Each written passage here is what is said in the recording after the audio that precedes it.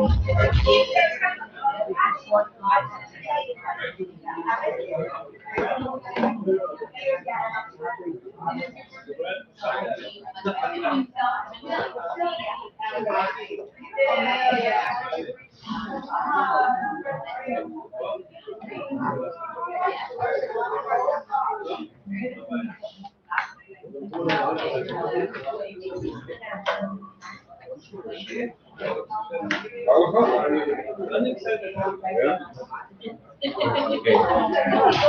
Aleichem, everyone. Bruchim Habayim. Welcome to Yantif. Let's begin by saying a tefillah together for all of our brothers and sisters in Yisroel, all our brothers and sisters all on Yisroel, and the Seder Rebbe tefillah together. Shir Amal Sedavid Samachti Ben Li Bais Bezalel. Beis Hayuradleinu B'Sharayim Yerushalayim. Yerushalayim Abnuya Ir Shavuba Lo Yachtav. Shesham Al Ushvatim Shiftiya Eidis Yisrael Laheides Hashem Adonai. Yisham Yatru Chises L'Mishpat Chises L'Beis David. Shal Ushleim Yerushalayim Yishlayim V'Yavoyech. Yisham L'Chelech Shabbat B'Mesayich. The man achai b'dei oy adam nasholim lo. The man Bais Bezalel lahinu avaksha they love. Say the Rebbe's Kishudot. Shir hamali seilech anosasi sinai hayesh rashamayim. He nechein yavodim yad alinei kein shifre yad pirta kein lineinu ela deilahinu ashir haneinu. Chaneinu ani chaneinu kirab saranu bus. Rabbi Sobel Nashina Lagashana Livakuz Heyin. First, thank our host tonight. Tonight's event has been dedicated to Nishmas of Shimon's brother Shlomo ben Said, and in memory of Leah Bas Yosef, whose yahrzeit was today, and in honor of Ephraim Levi, just recently passed away. Ephraim ben Shmuel. Chaim, the Shama should have an aliyah. It should be good in their students for their families, for all good, for Yisroel.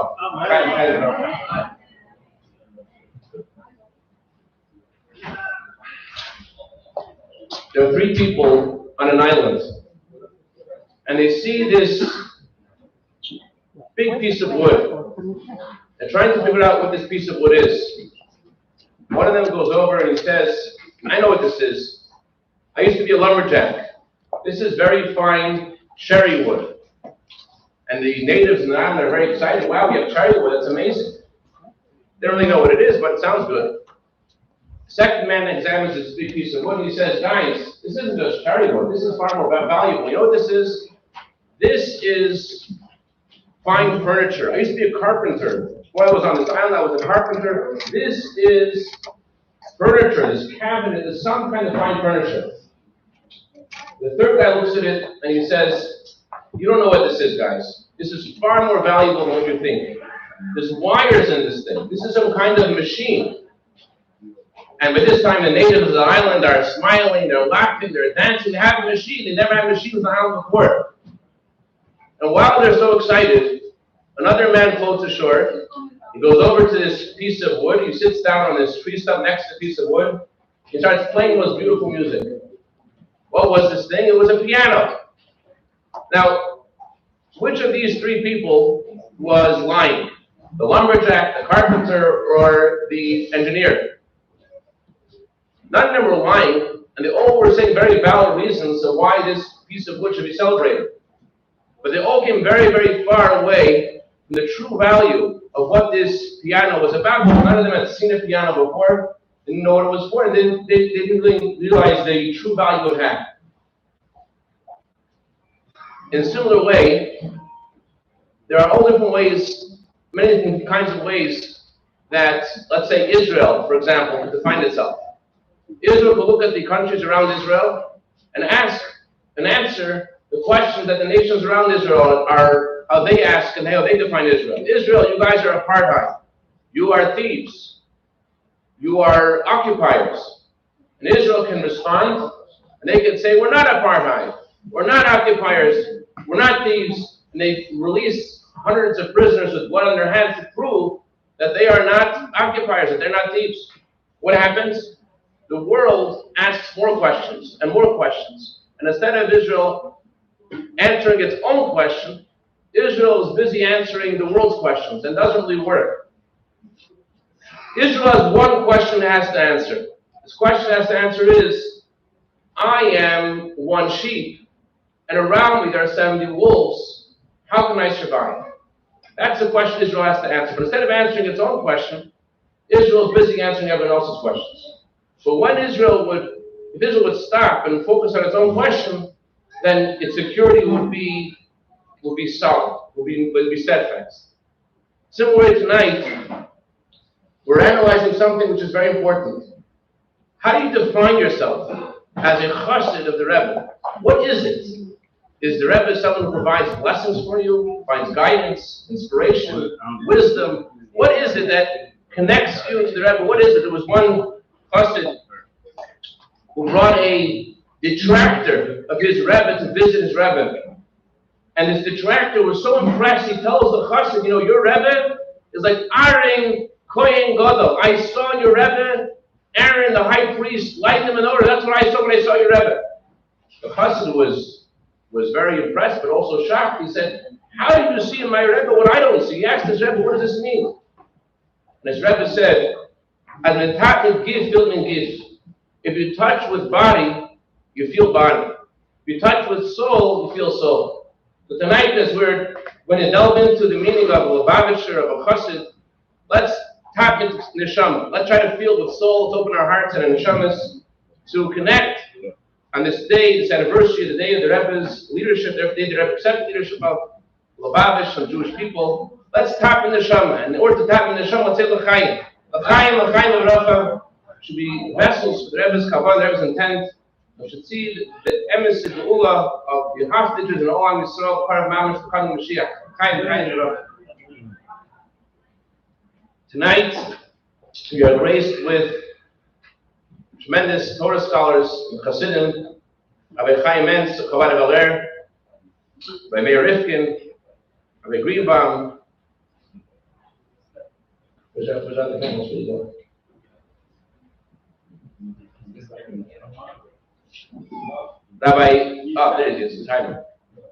Rabbi Chaim Sperlin, and it's a real honor that you're here tonight, and we're all looking forward to your words of wisdom and inspiration. No further ado, I want to pass the microphone to our esteemed moderator, Rabbi Chaim Mentz, Rebbe's emissary, ambassador to Bel Air. Welcome, Rabbi Mentz. Good evening, everybody. Good evening.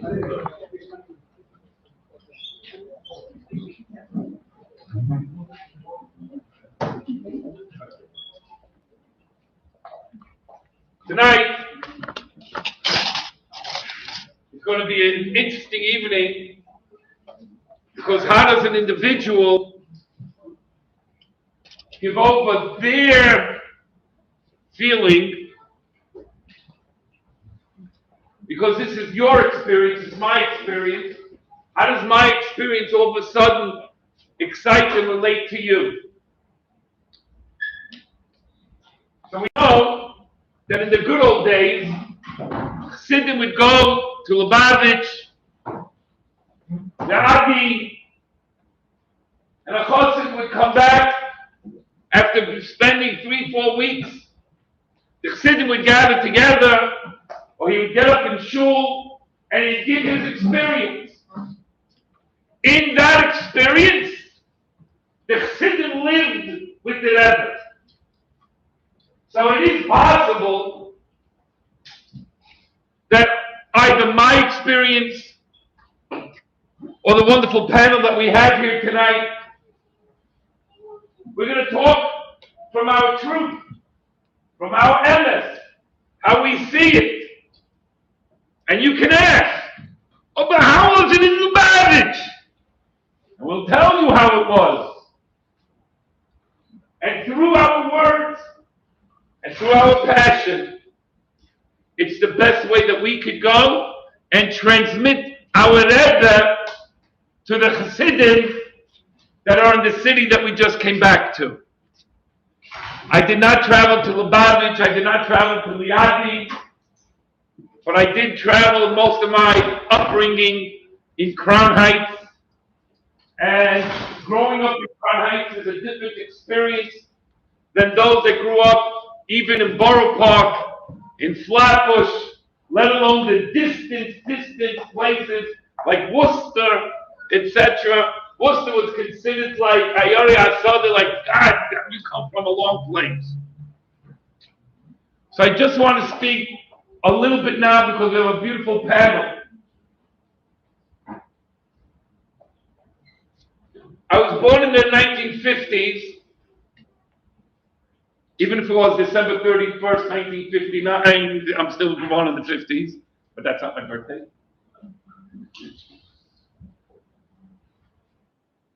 My life was literally the early 60s.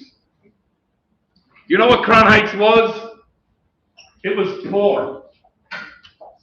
Who was there already? You had the Roskins, the Lipskers, the Katzmans, Russians. You had either those Russians that made it to America, or you had those Lubavitch Canadians, or people from America, Boston, like a Krinsky. There was a whole Crown Heights.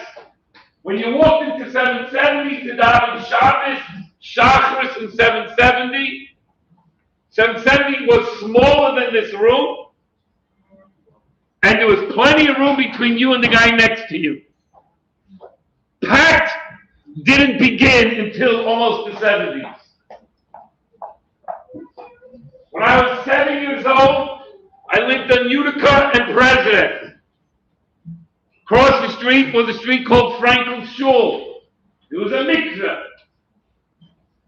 But once I turned 7, 8 years old, I don't know why my parents gave me permission, but every night at 6:40, I was in 770, waiting to daven Maidiv every night with the Rebbe.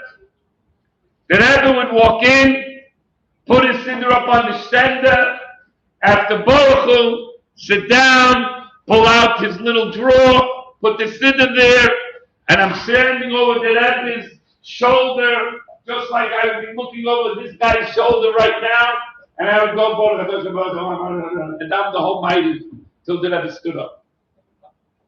That's how close you were able to be with the Rebbe.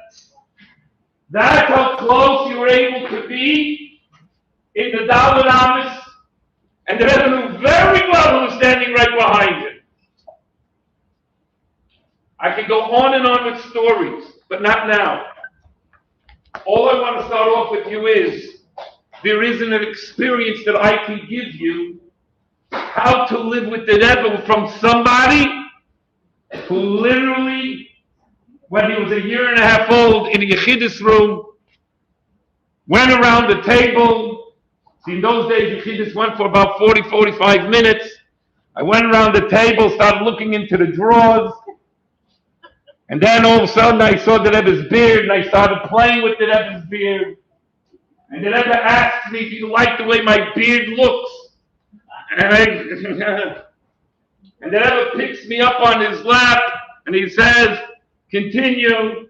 And he says, one day you'll have a beard like me. Baruch Hashem, it doesn't look like the Rebbe's beard, because then I would have to live up to it.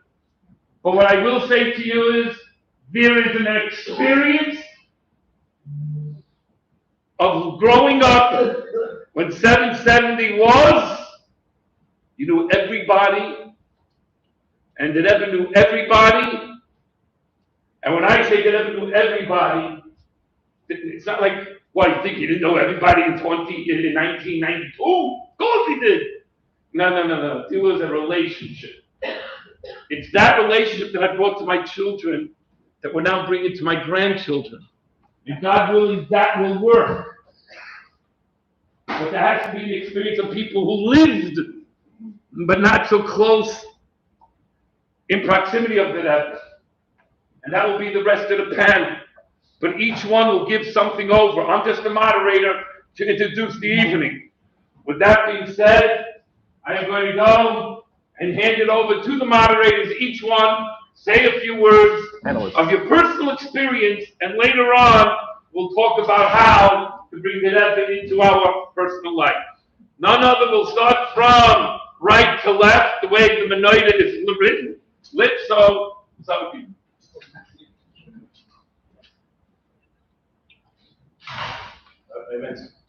Questions, please, questions, they can send me. Yeah, if anybody has questions, if you have index cards, I hope there's no index cards. No, please. If you have index cards, write it in English only. Paper.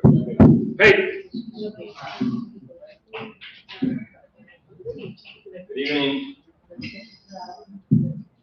Yom Tov. So many wires, so many microphones. I don't have a voice like Rabbi Mentz. I don't have a beard like Rabbi Mentz, but I'm getting there. Is that L'chaim? Everybody L'chaim. Especially Rabbi Nuki Shapiro. L'chaim.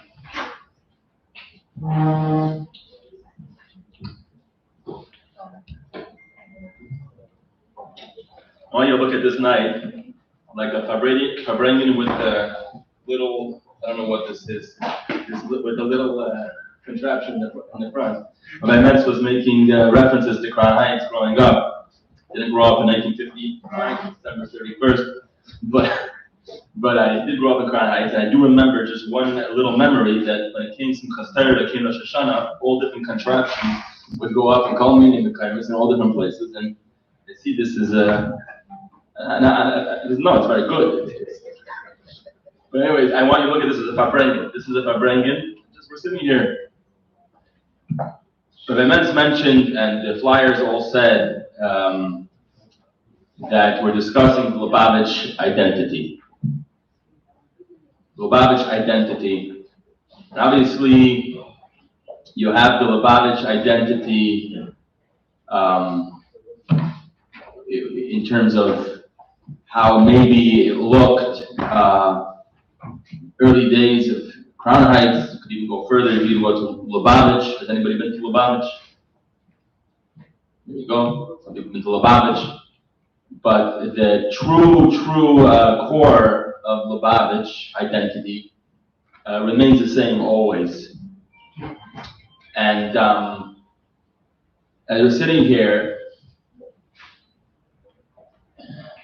and we think to ourselves, why do I even need to know what's the identity? The main thing is I have to do what I have to do. And I know what I have to do. Everybody knows what they have to do. But you know what you have to do. There's Symposium, and there's Minhagim and Hakanis, and there's different things that the Rebbe orchestrated that everybody should do. And maybe even the whole idea of an identity question is a distraction. Maybe it's a distraction. Maybe we're going to rather talk about what the identity should be instead of us doing what we have to do. But it so happens, Bashgacha Pratis, that this year, so if you didn't hear yet the words Basi Lagani, for Yud Shvat, you didn't have your Yud Shvat experience. Now you're going to hear the words Basi Lagani. Basi Lagani is, of course, the first mimer that the opening words was really when the Rebbe uttered those words. Basi Lagani is when we, in Das Tachten, which means from our perspective, realized and absorbed and knew that we have a Rebbe. Right? And the Rebbe said those two words, Basi Lagani. And every year on Yud Shvat, the Rebbe would say, a mimer would say a discourse, and it would start with Basi Lagani. And it so happens, and there was a whole panel here, so I want to just speak my short, and the panel just grew. I wanted to speak my short idea that I wanted to share with you. In the mimer of Basi Lagani from 1984, which is, we're talking about birthdays, is the year I was born, and it was Mendel, maybe, was it 84? In 1984, yeah, it was. So the Rebbe speaks over there, and he says that there's a very big power in the concept of a shame. What's a shame? It's a name. As they say, everybody has a name, and you would think that the name is only important when it's for somebody else. Somebody needs to call me. You need to know what they should call me, right? So it's like if I don't have anybody who wants to talk to me, then they don't need my name. But the Rebbe explains there in Chassidus, according to Chassidus, that the name, actually, the identity, the name, when you name it, right? When you name it and you define it, it gives you a certain clarity. It gives you a certain, it also is able to really draw out the koyach, the inner power that name represents. So when we speak about Lubavitch identity, we want to speak and we want to bring tonight, what does it mean? What is it a Lubavitch identity? Do I have a Lubavitch identity? Am I a Lubavitch? Then just the actual speaking about it, just the actual speaking, the fact that we're gathered here in the night, in Sunday night, this is really Yud Shvat. And obviously it's Yud Shvat, but this is when we were able to bring. It's a chagiga, it's a siba, it's an evening for Yud Shvat, and we really want to get to the core of defining a little bit what is that identity, because you want to embrace that identity, right? You want to embrace that identity, but you need to know what it is to a certain degree to be able to embrace it. And then it could really bring out that clarity. The opposite of knowing what your identity is if you have an identity crisis. Right? You don't know. Who am I? Right? Wait, but why do you know who you are? It's important to know who you are. So there's a story. Having the clarity of knowing who we are and its power, and being focused on it, not distracted by it, focused on it, and letting us. It should be our navigating star. It should be our star that tells us where we're going. There's a story with maybe some of you heard, but I'll share it anyways, and then I'll let other panelists right to left to get their thing. There's a story with a certain rabbi. He's actually a Reform rabbi, and he wrote a book. And it was called 9.5 Mystics. He was a rabbi. His name was Herbert Weiner. And he had a fascination. He had an interest with Hasidus. Maybe he was searching for the identities, and he wanted to define each one. So he had all different Hasidic courts that he would go and he would visit and he would observe and try to define. And he came to 770, and he asked many questions, and eventually it led him to Yechidus, to a private audience with the Rebbe. And in the Yechidus, he's speaking to the Rebbe, and he said to the Rebbe that he finds everything here very interesting in 770, but he sees something very interesting by the students. What does he see? He sees by the students, he feels, and this is the words he used, and he didn't use it in a complimentary way, said he feels that there's some sort of a naivete or naiveness. That they just look at him with eyes like he's from so sophisticated, he's confusing, and they just see things simply. It's simple. The pasuk says, "Bereshis bara Elokim as a shemayim v'sar." That's simple. So they said to the Rebbe, I can't really respect this. I don't mean to say these words, but this is what it's implying. It's not like there's nothing here really. It's just simple. Little yeshiva boys, and they think they have it all worked out. They don't know nothing. They don't know nothing, as they say, right? So the Rebbe looked at him and actually got very serious. And the Rebbe said to him, "What you see in their eyes is not naiveness at all. It is a lack." That we use the Hebrew word, but I'll say it's a lack of conflict, a lack of inner conflict. There's no identity crisis. There's simply a clarity of knowing and embracing of self when you know what you're here to do. Who am I? So I hope that tonight, as we sit here, and we all know. We all know what's Lubavitch, what's our identity, we know what we have to do, but if over this night it can become a little bit more clear, and more important, we can embrace it more, so there's no conflict inside of us. We know what to hope, and then the little details will follow because we know who we are. So what I encourage over these next few hours, and there's a minute-to-minute schedule, but over the next few hours, what we have to do here is to be able to embrace our identity. Our Lubavitch that we already know, we can become more clear about that, right? And as he says in Hebrew, who I am, what I am, to get up in the morning and not be confused. I know what I want to do, and I'm not pulled in 14 different directions. It's hard to juggle so many different things. And that's what Yisroel is about, is realigning, reconnecting our identity.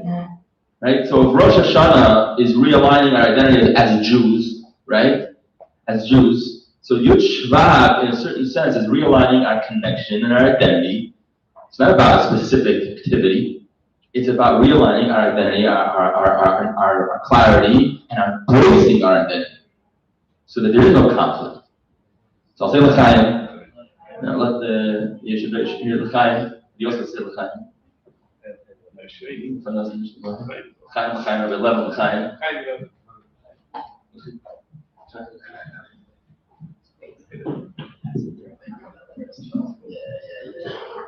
Wait, collect. When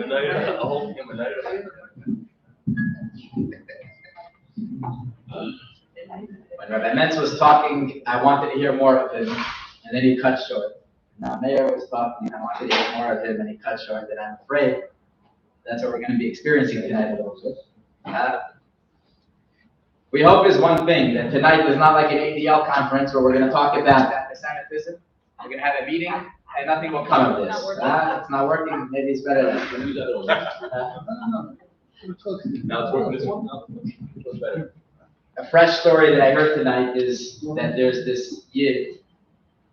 Everybody likes names. Matt Gorin. Matt Gorin taps Yitzi on the shoulder in 770 and says, Yitzi? And Yitzi says, yes. Says, you remember me? I'm Matt. And it took him a minute, but he remembered a Matt. And he says, wow, I didn't expect to see you like this. Matt is all dressed up in a hat, a jacket, and everything. And Matt tells him, you think that I am Matt Price. He says, who's Matt Price? He says, a couple years ago, you were here in Northridge for Simchas Torah. You know Matt Gorin. You see everything? Meyer lives right near Northridge. So he was here he was in Northridge for Simchas Torah, and he was a bacher, and he probably drank a little more than he should have. And as the night went on, he was walking from the Chabad house in Northridge, where there's one Chabad house, and he was going to the other Chabad house, which is on campus in Northridge. So I don't know what it is, a 30-minute walk or so. And while he's walking, he had the unholy urge of needing a cigarette. So he's already on campus, and he hears some noise coming from wherever it was. And in his drunken Hasidic state, he ends up in a fraternity. And he doesn't get his cigarette, but he ends up in a 2-hour conversation with Matt Price. And the reason why he ends up talking with Matt Price is because there was another Matt that when he asked for a cigarette, Matt told him no. So he spends 2 hours on the night of Simchas Torah talking to this Matt Price for hours about Hashem, about the holiness of the Torah, about the amazingness of the evening, Simchas Torah. And that was it. And he forgot about it. I don't even know if at the time of his discussion, he knew that he was having that discussion. And 3 or 4 years later, this other Matt shows up.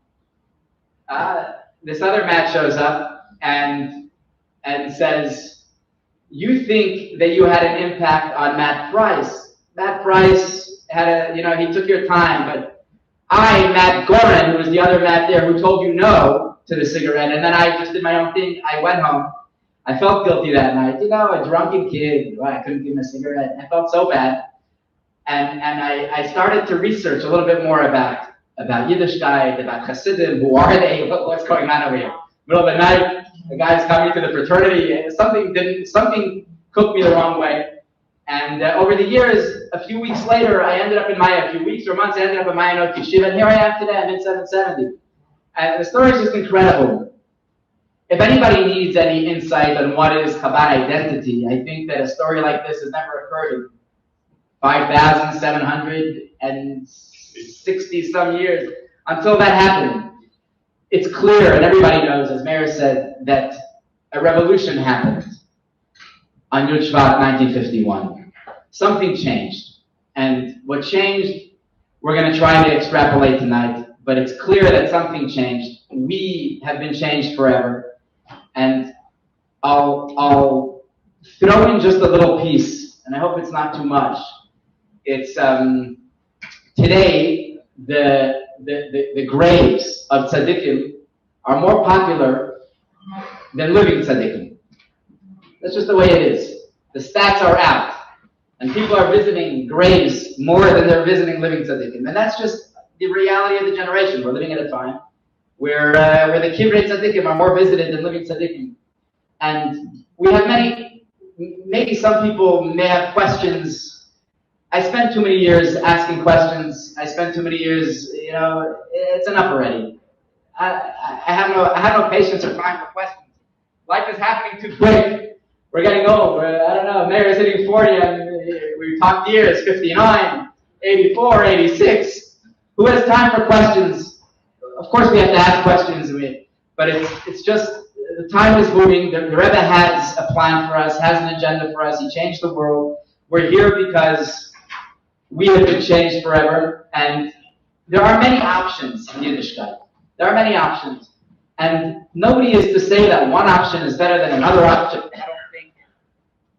But divine providence has led us to this option, so here we are, and I think that it's a pretty good option.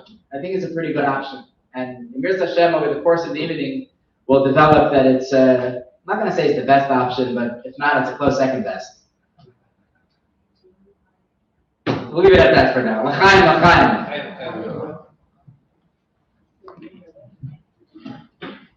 Bring down your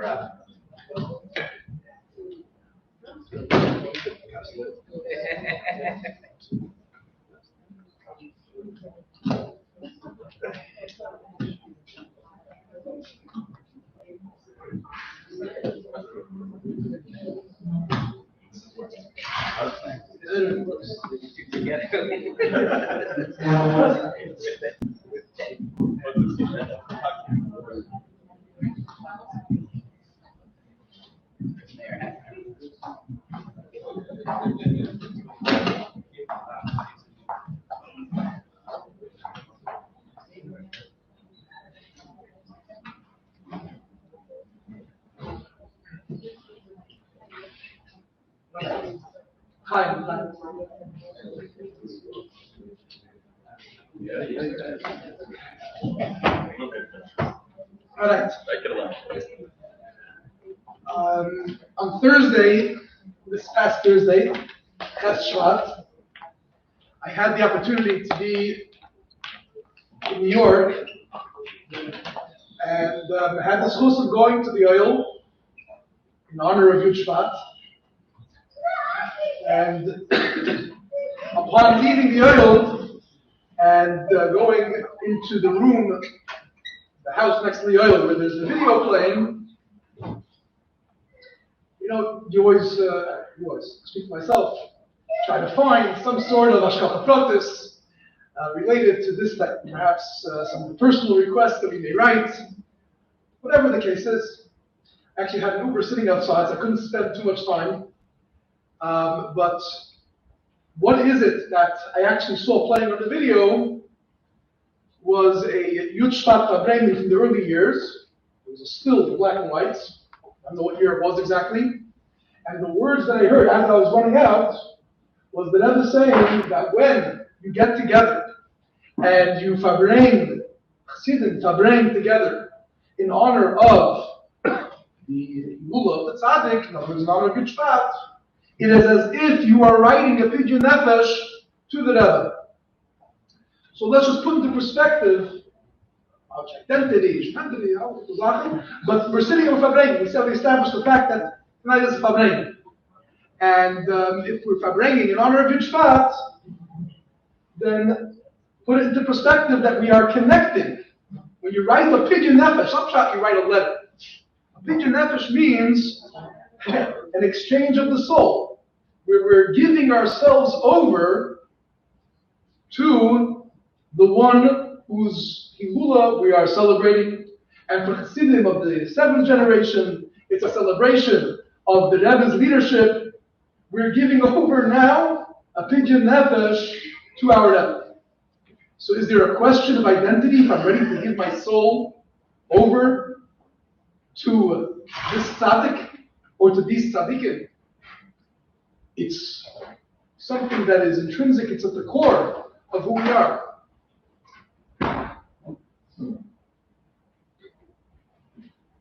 The question is, Rabbi Mentz gave a beautiful introduction about his growing up in Crown Heights, youth.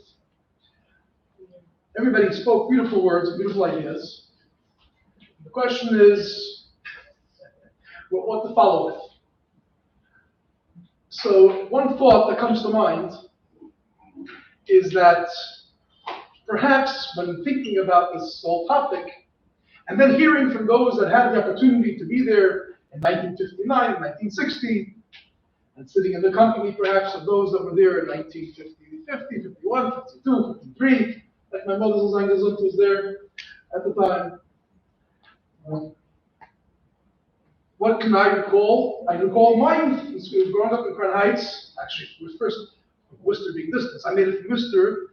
I had a hula from Worcester to Crown Heights. So went from Asada to Crown Heights. Came to Crown Heights in 1985.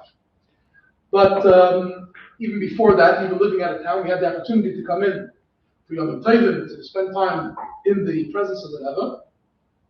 One personal experience is that when I was 6 years old, in the summer, I had a little accident. I broke a foot with a very, very big break. And even though it was happened in the summertime, when I came to Simchas Torah, I was still in a cast that went from my knee all the way down to my ankle. And this was Simchas Torah of Tafshin Mem Aleph, Simchas Torah of 1980. That year, the Rebbe established Shem Hashem. The Rashag, the Rebbe's brother-in-law, was not at 770, he was in hospital at the time, and everybody was wondering who's the Rebbe going to dance with. The Hakafis that usually the Rebbe dances with the Rashag, usually dances with his brother-in-law. Some of the older Chassidim were vying for the opportunity. It was going to be them. But at the end of the day, they were all disappointed. And the Rebbe announced that what he wants is that all the children should be brought to the middle, should be brought to the bima, and he's going to dance the hakafas with the children. Now it so happened that my grandfather, my mother's father, Rabbi Shoshin Kalmason, had a spot by hakafas that was what we would call fondly in the ches. Describe it. It's sort of like this. But it was a table that went all the way around. A fixed metal table went all the way around, and he sat on the table with his back to a pole. Now, in 770, the rule is that if your back is to a pole, you're not blocking anybody. That's just the rule. Whether you're blocking or not, but if your back is to a pole, you're not blocking anybody. So I had a broken foot, and he said to me already prior to coming back up, is you'll come with me, and you'll stand on the table behind me with your back to the pole. All good. When the Rebbe then said that the children should come to the middle, children started flying. They were being shipped over people's heads. But my grandfather thought there's no need for me to leave my comfort zone, standing there against the beam, because I have a broken foot, and I'm in the ches. It's right there. I'm on the floor, but it's... So I stood there. The Rebbe had to pass by the spot that I was standing in order to get to the middle where the bima was, where the Rebbe would dance. The Rebbe passed by, he saw me standing there with my back to the pole, pretty comfortably while all the other kids are screaming and shouting and crying and being passed over heads and being trapped on. The Rebbe gave a look, made up his hand, like, what's this kid standing over here? So my grandfather pointed to my foot. The Rebbe made his hand, like, oh, was I pushed straight into that middle? Baruch Hashem. So that's an experience that we have the opportunity to experience, right? But we think that when someone finds themselves in the light, they find themselves in the center and epicenter of everything, you have everything. And when you find yourself somewhat removed and somewhat distant, you don't see necessarily physically everything that others have experienced, perhaps we're missing out on something. Okay, we can complain about that, missing out on something, but at the end of the day, I'll share another experience that happened. There's a picture that we have, I don't know where the picture is now actually, it was hanging once upon a time. Hanging in my house. Your house. Yeah. But there's a picture that we had of my father and myself getting lekach from the Rebbe. No, not that. And you can see in the picture that the Rebbe just gave my father the lekach. He's holding the lekach in his hand. And you can see that I walked right past the Rebbe's door. I didn't notice or realize, I must have been 4 or 5 years old, I don't know how old I was. And you could see that I don't have lekach in my hand. I'm past the Rebbe's door, and I'm looking, like in a daze. I walked right past. I was there. I was standing right over there. I didn't get the lekach. And yet you could have situations. Professor Green tells the story that when he was asked once to come spend a Yudtas Kislev in Detroit, to be a speaker, a guest speaker, and he thought to himself, it's great when I go to Detroit. Yes, I'll be the guest speaker, but all the other Chassidim that live in Detroit will be there, and afterwards we'll farei together.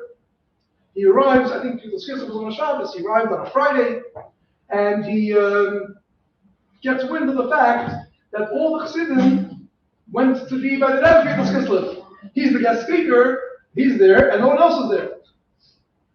So I don't remember if it was already on Erev Shabbos he wrote to the Rebbe, or after Shabbos he wrote to the Rebbe, and he was very disappointed about the fact that he lost out. And nobody else was there, they were all by the Rebbe. And the Rebbe said to him that you were closer to me in the distance that you found yourself than those who were in my presence at that very time. In other words, it's possible for someone to be close and yet be distant. And it's possible that everyone said about a particular two Chassidim. Sapella, but one Chassid said, Sapella was mizachazei mekarev, when it halts chazei veit. But the other one he said, Sapella was mizachazei merachek, when it halts chazei veit. Yeah, but one he said, it's a wonder that we try drawing him close constantly, but he keeps his distance. He doesn't feel that he's close. Then you have the other individual who, although the Rebbe had reason to be somewhat upset at him, whatever the case was, and therefore, on an external level, we're distancing him, and he's not the Rebbe would say Chaim him for a while, whatever the case was, yet he considers himself to be so close. The perspective is about the chosed. It's up to us, mitzad the Chassidim, to have that feeling of who am I? I'm a chassid of the Rebbe. I don't see, I don't feel, I don't hear, but who am I? Ich halte sich not. Another experience with a child that I experienced in Cheder must have been about 19 years ago, 18, 19 years ago. The boy just became a chassid recently. And I observed, it was Gimel Tammuz, there was still school on Gimel Tammuz, and we had a farei for the kids on Gimel Tammuz. And this child came across a picture of the Rebbe on the floor, little Rebbe card. And I watched this kid pick up the picture of the Rebbe, and he gives it a kiss, and he says, Rebbe, I love you. He must have been 5 years old, 6 years old at the time. Where does that come from? Where does it come from? He never saw, he never heard, he never experienced. But this is the essence, this is the core of who we are. Like was said before, Bashkocha Pratis, our neshamas ended up in the chelek in the portion of having a connection to the Rebbe, that it's up to us to feel close, to bring ourselves close. And when we bring together on a day like Yud Shvat, and we inspire each other to live like Chassidim, and to act like Chassidim, and to carry with pride the name of a Chassid, then we stand the chance that even though it seems that we may be distant, but really we are essentially closer than perhaps even those who experienced, but didn't attend every Fabrengen every time they had the opportunity to attend the Fabrengen. And that happened also.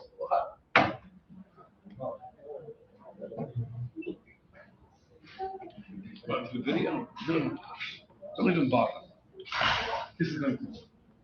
So as moderator, I speak short and I throw the football to them. There are videos that we can watch, but now that we heard certain perspectives, I want to get this rolling. So here I am, my identity of being a Lubavitcher. I'm breathing, you're a Lubavitcher. I had one wonderful honor of being the only guy growing up in Crown Heights that didn't go to the Lubavitch Yeshiva or to Olatev. Thank you. I had the zchus to go to a snag yeshiva. The boss loved me to be there. So the fact that I hear stories all the time, Lubavitch this, Lubavitch that helps you raise your flag of being a Lubavitcher a little higher. When I was 8 years old, I remember exactly where I was sitting. It was after a Fabrengen. Now, we're talking about the small 770. So you go play. If you're a little kid, when they start singing, the bima where they read the Torah was in the back left-hand corner. You jumped up onto that bima. You took a little cup of wax, Dixie. It wasn't plastic yet. You took a little bit of the Tokay, worst tasting wine in the world. You drank the Tokay? Oh, you know, slang. Okay. Also pretty bad. And you said l'chaim to the Rebbe, and you just waited to see if the Rebbe made Rebbe. And then sometimes I would sneak over to my father, and when the Rebbe, they were singing, I'd say, what did the Rebbe just speak about? And I always used to hear a little tidbits. So here I was, 8, 9 years old. This must have been 1967, 66, 67. And I remember my father telling me that the Rebbe is talking about people that they should go out and teach Yiddishkeit to the world. And my father actually said to me that the Rebbe said, here's not the comfort space. The comfort space is going out there, and you shouldn't worry about leaving Crown Heights. And I remember sitting on the couch in my house, and I said, of course I'm going to go out there. You see, to me, it wasn't a question if I was going to sell shoes one day, or if I was going to sell computers one day. Of course I was going out there. But it bothered me that I have to leave Crown Heights. What bothered me about leaving Crown Heights was, it's not just this was home. This is what you breathe. So an identity of a Lubavitcher is, what does the Rebbe want from me? And how can I do it? But the Rebbe also did something phenomenal in 1951. And I told this to my shul yesterday, and I just want to add this to the identity of Lubavitcher. Remember, most of my shul haven't figured out yet to walk to shul all the time. Most of my shul, they have great potential to go and keep kosher more. 60 people stayed for lunch yesterday, and all I spoke about to them was, guys, you are in Dor HaShvi. Boy, did they get a kick out of, wow, we're in the Dor HaShvi. And I explained to them how the Rebbe said, Avraham Avinu was this. Moshe brought it down. How the Rebbe started this? Because a lot of people in my shul, they learn Tanya. And here we are in the Dor Shvi. I was going to that. Abraham was the first to bring that God back from the extreme heaven, 7 down to 6, Isaac down to 5, Jacob down to 4. Moses actually brought God from heaven 1 onto earth. The Alter Rebbe started bringing Hasidus to bring Mashiach. Dor Hashvi, Dor is generation, Shvi is the 7. And I said to them, you didn't do nothing to be the 7th generation. You didn't work on it. But God handpicked you to be in this generation to finish up the Rebbe's job. Every single one of them said, you mean we're now like you, a Chabad rabbi that has to go out there and finish the Rebbe's job, etc., etc.? I said, that's the point! You got it! The guys in my shul understood at that moment. What is the identity of a Lubavitcher? Doing whatever they can to fulfill what the Rebbe wants. Now we're a little bit above that pay grade. We can learn Chassidus. We can have more Yerushalayim. We can go more Mitzrayim with a better understanding. You're a plumber. I don't understand why any plumber in America today who's a Lubavitcher that doesn't have 6 mezuzahs in his truck, you're already getting $800 to $1,000 just from that one visit. Give him a present. You don't have a mezuzah on this door. Give him a present. It'll cost you $80. He'll call you back. But that's your shlichus. You came to a house that no shliach can come to. Because you did every shliach. Your identity is, if you're a lawyer, you're going to say to the person, listen, I'm not supposed to mix business with pleasure. But many times a lawyer takes customers out to lunch. Maybe you come to my house on a Saturday afternoon and enjoy the Sabbath lunch. Why do you think you're a lawyer? See, a Lubavitch who identifies of what the Rebbe is that you didn't become a lawyer because you thought that would be good. You were made a lawyer because God's with Hashem and the Rebbe needs you. So the first thing we have to do is get off. I don't know about my identity in Lubavitch. This stop the blowing. Your Yetzer Hara is so thick, even the snags are laughing at you. You're down in the Lubavitch shul and you don't know who your identity is. Come on! Get off it! When you have the biggest problem, I don't see you writing a letter to Rav Moshe Feinstein, which wouldn't be a bad idea anyway. Who do you write to? What do you write? Dear Rebbe or Adonenu, Moireinu, Rabbeinu? Oh, okay. That's your identity. I hope I don't have to translate Adonenu, Moireinu, Rabbeinu. With that being said, what are the practical ways in your Chabad houses, in your shuls, in your lives, can we make it realistic that everything that I do, listen, I grew up a Yankee fan in Crown Heights. I can't mention names because they're souls in the world of MS, but they were from the Gezha of the Gezha. We used to sit in the Weibershul on Shavuos night. No women used to come to tickle night, on Shavuos night. Now the women are there because they come from all over the world. They have nowhere to be, so they sleep on the benches there. So what would be a bunch of good Lubavitchers, Gez. They knew more about the Yankees than they knew what was going on in the Gemara. We would have a talk the whole night.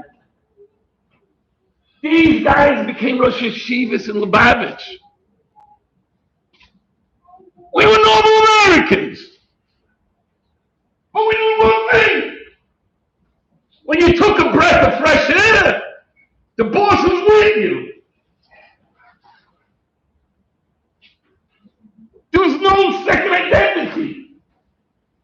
Do you know how many times the Yankees were in the World Series in the 70s and the 80s? And it's the 5th game or the 6th game in the middle of the week. And all of a sudden the Rebbe decides a new thing. I'm going to be talking about Simchas Beis Eva during the 6th inning when the Yankees have the bases loaded against the Dodgers. Guess the ball game's over. I got to go to 770. The ball game meant nothing anymore. Yes, that was our vice. But there was nothing more important. Why? Is that because I grew up in Crown Heights? Because I knew one thing. There was nothing bigger in my life, more important in my life. And it happened. One last story and then we'll go here. A guy became frum in my shul. So he used to sleep in my house. It was before, when the shul was still in my house. Some Holly circle. And my father was sleeping in one room and the Bacha was sleeping in the other room. I told over stories of the Rebbe. And this guy goes and says, Rabbi Mentz Sr., does it bother you that your son talks of such reverence of the Rebbe? It seems like he cares more about the Rebbe than he cares about you. So my father looked at the guy and started laughing. He says, I should hope he cares more about the Rebbe than he cares about me. That, my dear friends, is not because I grew up in Crown Heights. That's because I learned the Rebbe's siches. I followed what the Rebbe wanted. And I knew that anything that I went with the Rebbe, I went on the right road. Your father, awesome. The Rebbe is what guides you, is what you breathe.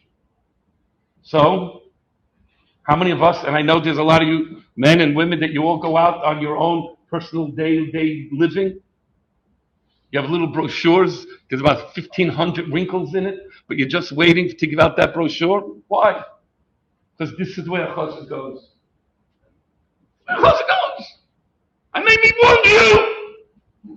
And you know the answer. If you met a Jew and you didn't have your tefillin with you, or you didn't speak to that lady about Shabbos candles, what's going through your head? Oh, the boss is going to get me for this one. You see, that's not guilt. That's living with the Rebbe. That's identity. And you can be a Yankee fan, you can be a Dodger fan. I don't know why, but you can be a Dodger fan. Be an all human being. But the Rebbe is one with you. That's reality. Vayaminu b'Hashem u'Moshe Avdei. To the rest of my rabbi colleagues over here, I'd love to hear other beautiful things. Oh, we have questions here. So I'll tell you what, I'm going to ask questions. I'll make it a little easier for you. So this way. All right, this is going to, we can go right, left, let's go down the road here. The schedule said 10 o'clock. In Lubavitch, we don't look at the clock.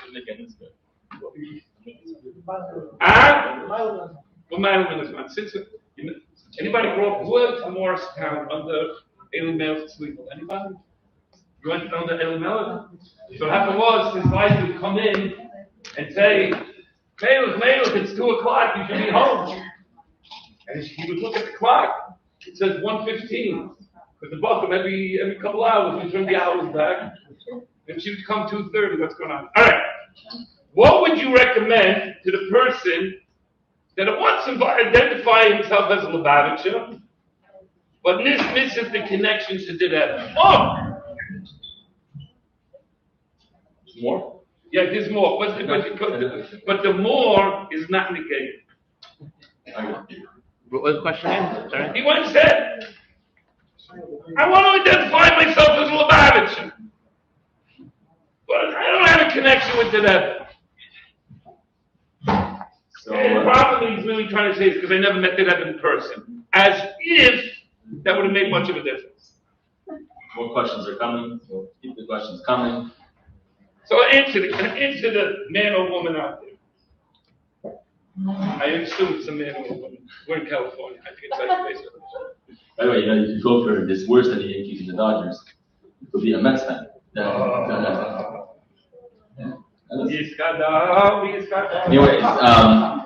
before I fall over this contraption, it's a good question. It's probably, I don't know, I'm not a, it could be, it's an FAQ, is that what they call it, a frequently asked question? It's a frequently asked question. People want to know, they want to know, because it's like, I think I did the math recently, we're about 30 years since Gimel Tammuz. I was thinking, like, the Rebbe was speaking like Mendel. I was like, we're almost further from Gimel Tammuz than Tafshin Yud was. You have no idea what this means. But anyways, you do, because you asked the question. Iskashrus, a relationship. So, if you apply to Rabbi Mentz, his elaborate expressions, of his relationship with the Lubavitch Rebbe, and you could maybe, you wouldn't be, I don't mean that he's doing it on purpose, but you wouldn't be crazy if you would maybe box it off and write a little letter like that, and you would say, I wasn't a Yankees fan, I wasn't a Dodgers fan, I know what they were. I didn't grow up in Crown Heights, I didn't walk by Lekach, there was no Lekach for me. Then walk by it, Bechlal, and it would be a reasonable thing. It would be a reasonable thing to ask. But in order to do that, this is just the way I see it. So you could but the way I see it is you would have to apply very, very basic human attributes and qualities to what it means to have a relationship with the Rebbe. That's what you would have to do. Then you would have this question. One of the things the Rebbe asks that we should study on Yud Shvat, because one of the things the Rebbe says we should study is a chapter of Tanya. It's in Igeres HaKodesh. It's in the second section of Tanya, where the Rebbe describes how the life of a tzaddik, relationship with a tzaddik, his kashrus, as you call it, it is. My friend is leaving. You're bringing the animals. Oh, turning down the heat. It's taking very hard, especially from the podium up here. So his kashrus and relationship with a Rebbe is Emunas Hashem, Avas Hashem, Yiras Hashem. The Rebbe writes in different letters. What does it mean in kashrus? Learn his Torah. You learn his Torah. You're mekushar with him more. I don't know who said it before. I think it was you. None. These terms of I'm closer. We're not sitting up here. He's here, right, left. I'm closer. No, it's not how it works when it comes to his kashrus. I want to share with you a story. Okay, you want to share a story? I want to share a story. But at 11, I have a question. We have all the l'chaim, they have all the food. What's the math? How does it work? What they're supposed to sit here cooking on? Why do people can't say l'chaim? The heat is on. Anyways, no criticism. It's a beautiful. Anyway, l'chaim. But I want to share with you a story, and then I'll pass it on. To address the question.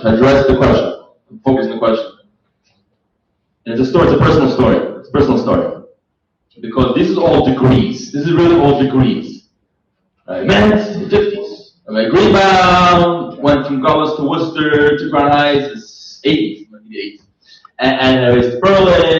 Who were learning in the Chabad Yeshiva. If I'm not mistaken, they were learning in the Yeshiva in Persia, in Czechoslovakia. Amongst them, one of the Muslims, if I'm not mistaken, was the one that later became the voice of the Shmuel Muslim. And the Rebbe writes to them that Hashayel, you asking, how can you be connected to me?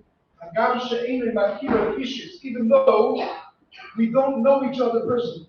In other words, these boys living in Czechoslovakia, who were raised in non-Chabad homes, who were Chassam Sofer, Preshberger types of individuals, they wanted to have some sort of connection to the Rebbe, the Frierdiker Rebbe. And their question was, B'mehi hayiskashus, with what can I connect myself to? Even though we don't see each other, don't know each other. And the Frierdiker Rebbe's response, brought down by the Rebbe in the Hayayim of Chontal Sivan, is that the way to hiskashus, the way to connect, is by learning the Torah of the Rebbe, just like we say in regards to learning Hashem's Torah, that when we learn Hashem's Torah, we are connecting with the will and the wisdom of the Almighty. So too, when you learn the Torah of the Rebbe, you are connecting with the will and the wisdom of the Rebbe. And when you follow my directives, so in the case of Chassidic Chabad, we understand that to mean Yorichitas, Rambam, Yisroel, having Abbas Yisroel, and you bring together, something here tonight as well, you bring together with Chassidim in the spirit of Abbas Yisroel, is Yehudi HaYiskashus. With this, you are connecting to me. So the answer to the question is, you don't have to have had a previous relationship. The Rebbe is telling us to share a story that I heard in Shem of Shlomo once in regards to the idea of Iskashus, strengthening Iskashus and the like. He says that there was in one particular Poland, it was a small community, but every community had its Rebbe, its little, maybe a small-time Rebbe, but a Rebbe nonetheless. But no Rebbe is a Rebbe unless he has a detractor. So there had to be at least one Mismagid in town that didn't believe in the Rebbe, didn't hold with the Rebbe, felt that the Rebbe was a fraud, whatever the case was. And it was 1 year of Erev Pesach, and this Rebbe turns to his attendant, his shamash, he says, it's already Erev Pesach, the middle of the day, everybody did the summits last night. Can you please go to the home of the Misnagid of mine and tell him that he should know that he still has chametz in the house. So the attendant said, yeah, Rebbe says, he follows, knocks on the door, the Misnagid opens the door, he sees that it's the attendant of the Rebbe, he's screaming, and what you doing here, you know that I don't believe it. And listen, the Rebbe sent you the message, and you should know that even though you didn't do the summit last night, you still have chametz in your home. It's like screaming at it, what are you talking about? I spent an hour and a half, 2 hours last night checking my entire house. I have no chametz. And he sends them off with a couple of choice words. After he closes the door, he thinks to himself, you know what? Chametz on Pesach is a pretty serious issue.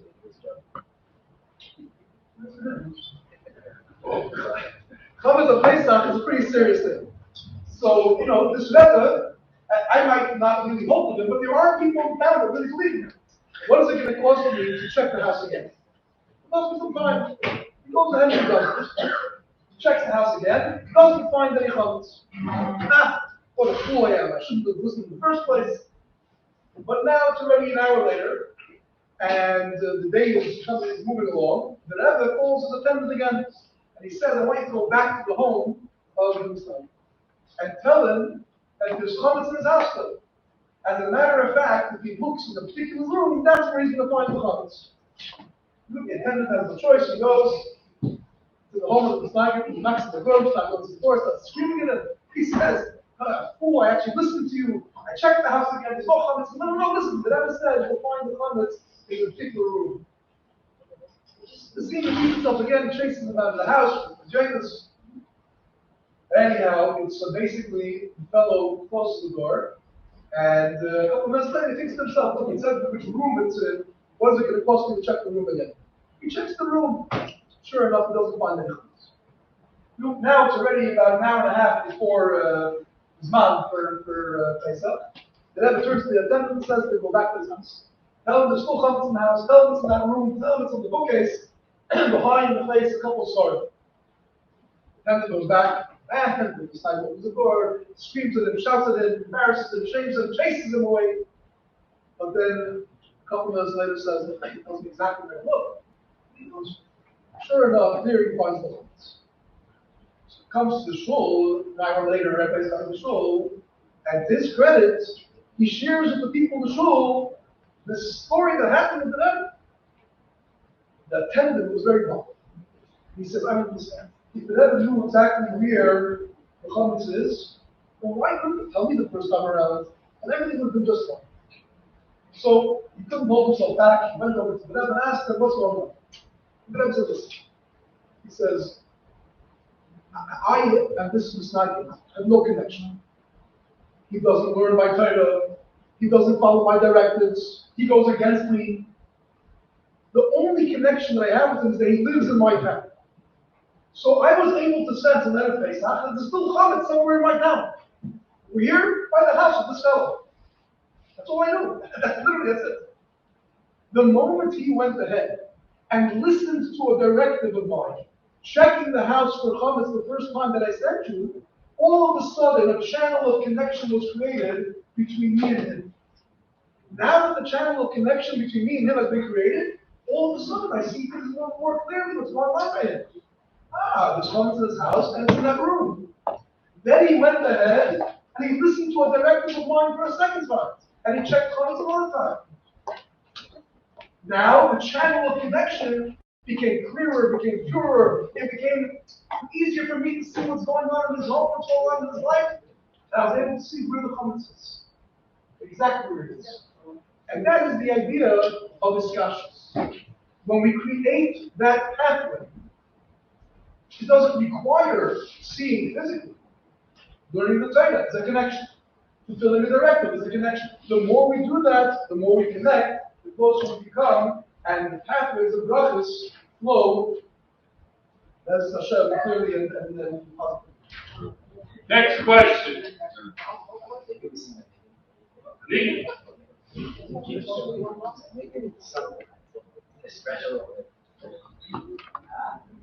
want to continue, or you want to, are we on a roll, or you want to break? How do we share the same passion that you guys have up here when we grow up with the Rebbe? And we are, you could be a young man or a woman, coming from a big family. So how do we get back? I have a question. How are you passionate about Donald Trump? You never met the guy. But you're not getting passionate about Donald Trump. In other words, you listen to him, you like what he has to say, and you're looking forward to what he has to make your life better. Learn what the Rebbe has to say. But the person that wrote the question is raising the hand. Sorry, I didn't mean to, I said when we were raising a big family, that's different. Or when we raise a big family. Oh, you want to know something? Think about the thing. I'm saying, like, I know Rabbi Greenbaum mentioned about learning the things of the Rebbe, but technically speaking, we are in a generation where we're so busy, whether it's carpool, whether it's taking care of the kids, whether it's teaching our children, and so on and so forth, that we're not able to do the kashrut the way the Rabbi Greenbaum mentioned it. But I'm sure there's other ways people can implement to be as mothers. I have a bigger family than mine. I only had 5 can I know personally. Every time the kids had to go to sleep, I always told over a story of the Rebbe. Whenever I told over a story about the Rebbe, the children take it pure. Does it have to be after the Rebbe? It could be also Hasidic stories. Hasidic stories are always good, but I love telling both of them stories. Whatever. You always love. But what it makes it is, if children start looking at you, you have to become that dugma chai, that living example of what you're trying to educate your own child. Right. And that brings the passion out in you. That is one part of the day. What about the rest of the day? The mamash leads like you and the Rebbe. That is the question. Me personally, I would do my shpiyah. I'd say start with that part. Sorry? If I was your my shpiyah, I would say start with that part of the day. So that you grow to the rest. Because once you get more into it, you start talking about the rest. A little piece. But let's talk to the ones with the bigger families, who are rabbis of education, rabbis of synagogues. Let's go for a nigga. A nigga.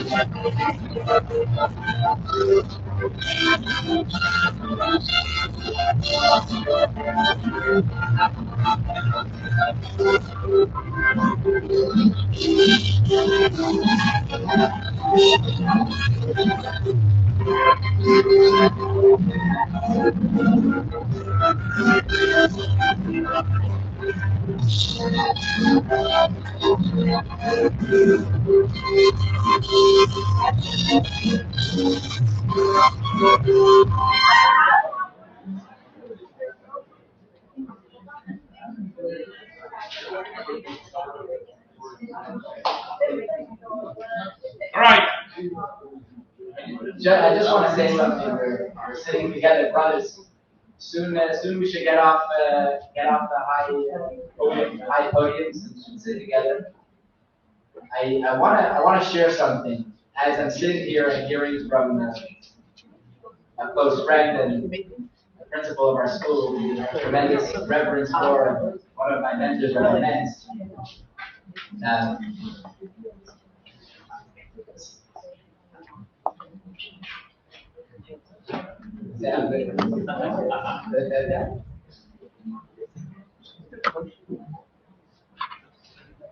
Mrs. Apacera just came and said something very important, that the Moroccan Jews, which, talking identity, I identify sometimes as a Moroccan Jew, because my mother grew up in Morocco as part of Chabad in Morocco, so I identify, it depends on the group, but sometimes if the setting is right, then I'll identify as Moroccan. And she mentioned that their belief and connection to tzaddikim and to Rebbe was beyond everything that we're talking until now is what we would call tam b'das, what makes sense in the mind. And everything is very nice, everything makes sense. When you say, either you would see this major force of spirituality that would just sweep you in, or you write a letter and you open up Enigmas and suddenly you get an answer. And these are all, I think, processes of the mind. And they're very important because Iskashrus in connection with the Rebbe has the process of the mind. But there's a certain element that you're talking about, which is much more internal than that, and much more eternal than that. And maybe we could tie it a little bit. The Rebbe, everything, mamish everything. You can open up any book, any sefer, any idea of the Rebbe, and you'll see how the Rebbe takes ideas from hundreds of years or thousands of years, ideas that were long developed, and we'll take it and push it just a little bit further. And that little bit further is perhaps the difference between what you're describing, tam b'das, the mind, and just breaking free from that. One of the examples that we have, that Meyer was talking earlier, from this year's Bais Bezalel, is that the Frierdiker Rebbe talks about 3 levels of life. In the Frierdiker Rebbe's Bais Bezalel, he talks about 3 levels of life. In Hebrew, he says they're Oyer, Chayes, and Koyach. Oyer, Chayes, and Koyach.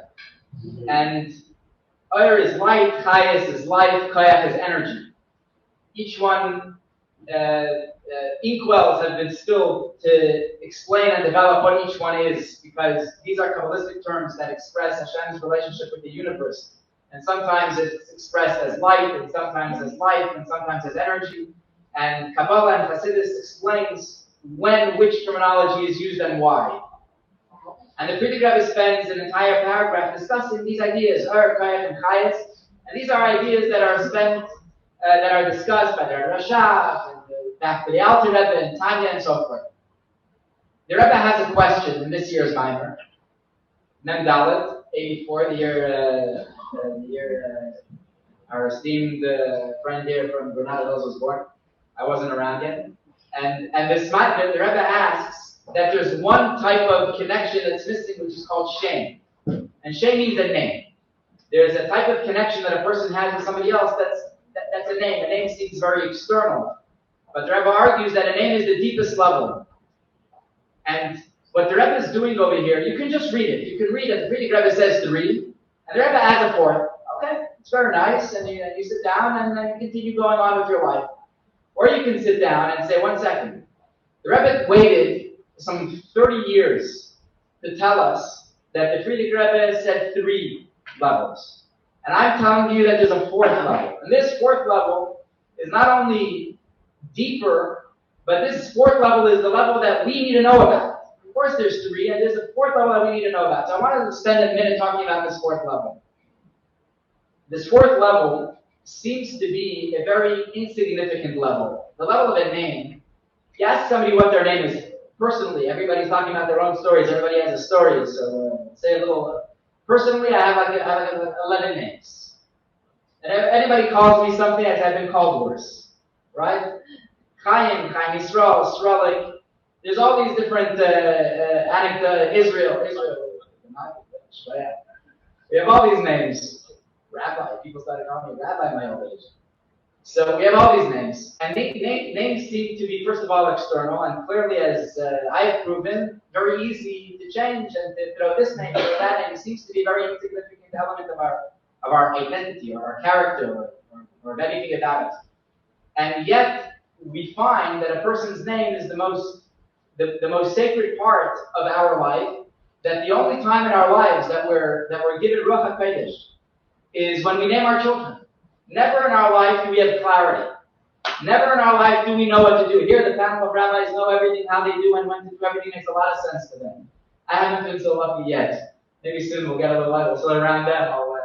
I'll become as enlightened as they are, and everything is working out. Baruch Hashem, for you, Shefta, life is amazing.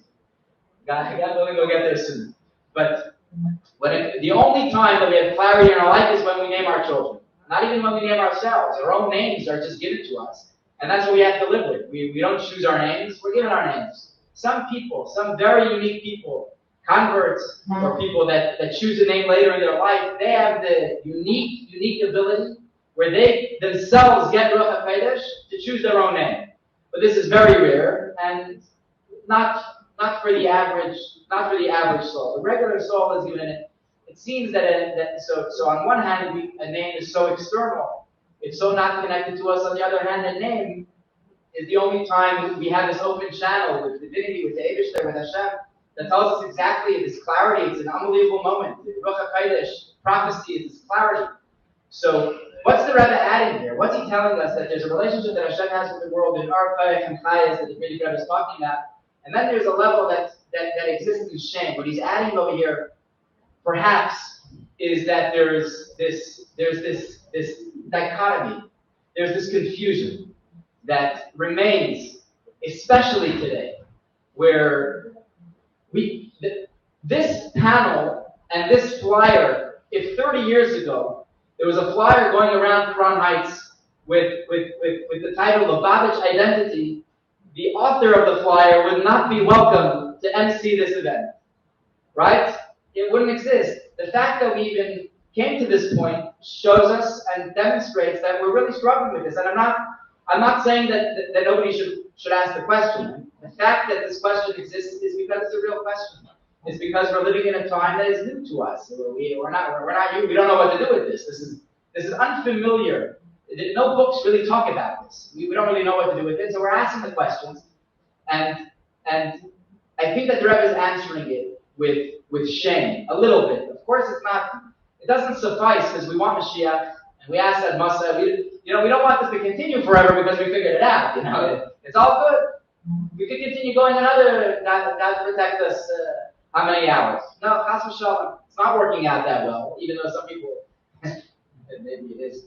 But ultimately, we know that it's not working out that well. And what the Rebbe is telling us is that there's going to remain this dichotomy in our life of shame.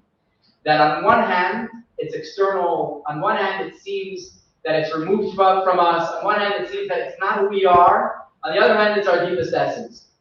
Rabbi Levin asked that we illustrate with stories. So I will attempt, and I will conclude with this because I'm getting kicked under the table over here. Not from you, I'm kicking myself under the table. So the little episode that I want to share with you is as follows. A couple months ago, Hashem blessed us that we purchased a property for our Chabad house, which is a very exciting day in any shliach's life, and certainly here in Los Angeles, where it's not an easy feat. And it really came because that's what was destined. Not because anybody put any sweat or blood. A couple of years ago, I had the great honor of having with me Shlomo Schwartz, known as Schwartzy. He came to our show in our little space upstairs over there, and he shared with me some very interesting ideas that stay with me to this very day. I'm forever grateful that he came and visited us. We had him twice, and I wish we could have a little more.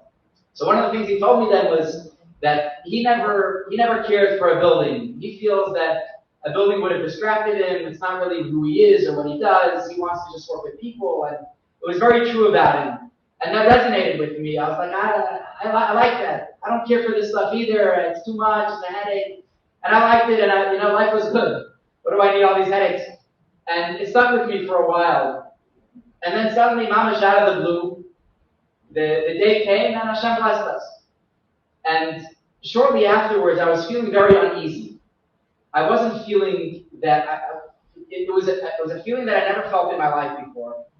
And I didn't know what it was. So what do you do when you feel something you don't know what it is? What do? You ask Google. Or at least that's what I do. The kid has a headache, you ask Google. And I asked Google. And after a few searches, there we go. After a few searches, I discovered that what I'm feeling has a diagnosis. And the diagnosis is called imposter syndrome. Imposter syndrome means somebody who feels that something is happening to them that they do not deserve, or that's not who they are. Two types of people feel this. Either people that are uber successful, that don't feel that they deserve it, or people that are super unsuccessful that feel that they deserve a lot more. So both extremes are deserving of this painful syndrome called imposter syndrome. And I'm sitting over there, and I get stuck in this Google search. Okay, now that I figured it out, finally I know what it is. Now what do I do? And for 2 hours I'm searching and I'm searching. What's the solution to this? I can't figure it out. Google has no answers. And I do what I suggest everybody do when they're in a time of confusion. Call a good friend. And Hashem blessed me as well that we have over here Meyer. I called Meyer that night. Meyer, and I said, Meyer, what do I do now? I found something new. He said, what are you talking about? And I explained to him this syndrome. You got to know Meyer a little bit over the last few minutes, and you see Meyer has no idea what I've been saying. And after about 7 minutes on the phone, I realized that I have two choices. One option is probably the conventional option, to hire a therapist and to figure out what type of trauma I've endured in my life and why I'm struggling with imposter syndrome. And in about 10 years, figure out why I have imposter syndrome. And over the next 10 years, maybe I'll be finally cured from the imposter syndrome. And meanwhile, nobody will get anything. At that point, my wife and children probably will not appreciate this imposter syndrome. The other option is to pack it up, tape it, put a nice ribbon on it, and send it away. Put it in a little box, big box, however big. Pack it up, a nice red ribbon, and I'm going to say send it to the neighbor. Depends who your neighbor is. Just ship it off. You don't have to engage it. It's a choice if you want to engage it or don't want to engage it. In 6 minutes, Baruch Hashem saved me about 20 years. So Meir, are you a big one? What I'm trying to bring out with this is that there is this dichotomy that we could choose where we want to be. Do we want to? And the Rebbe is the one who chooses a path that is not always conventional. You know, today we all want to do what everybody does. Today, conventional Yiddishkeit, or I don't know about conventional Yiddishkeit, but conventional universe will say take the first option. Hire someone, talk to them, spend a couple of dollars and spend a couple of hours, and hopefully at the end of a decade or so you'll be okay. But the Rebbe has a different approach, and of course some people and many people, I'm not saying that the gift of therapy and the gift of knowledge is not a gift, and those that need it, absolutely do whatever you can and whatever you need to become healthy. And Hashem should give a push limit to all those that need. We're struggling at a time of real mental health challenges. I'm not minimizing it in any way, chas v'shalom.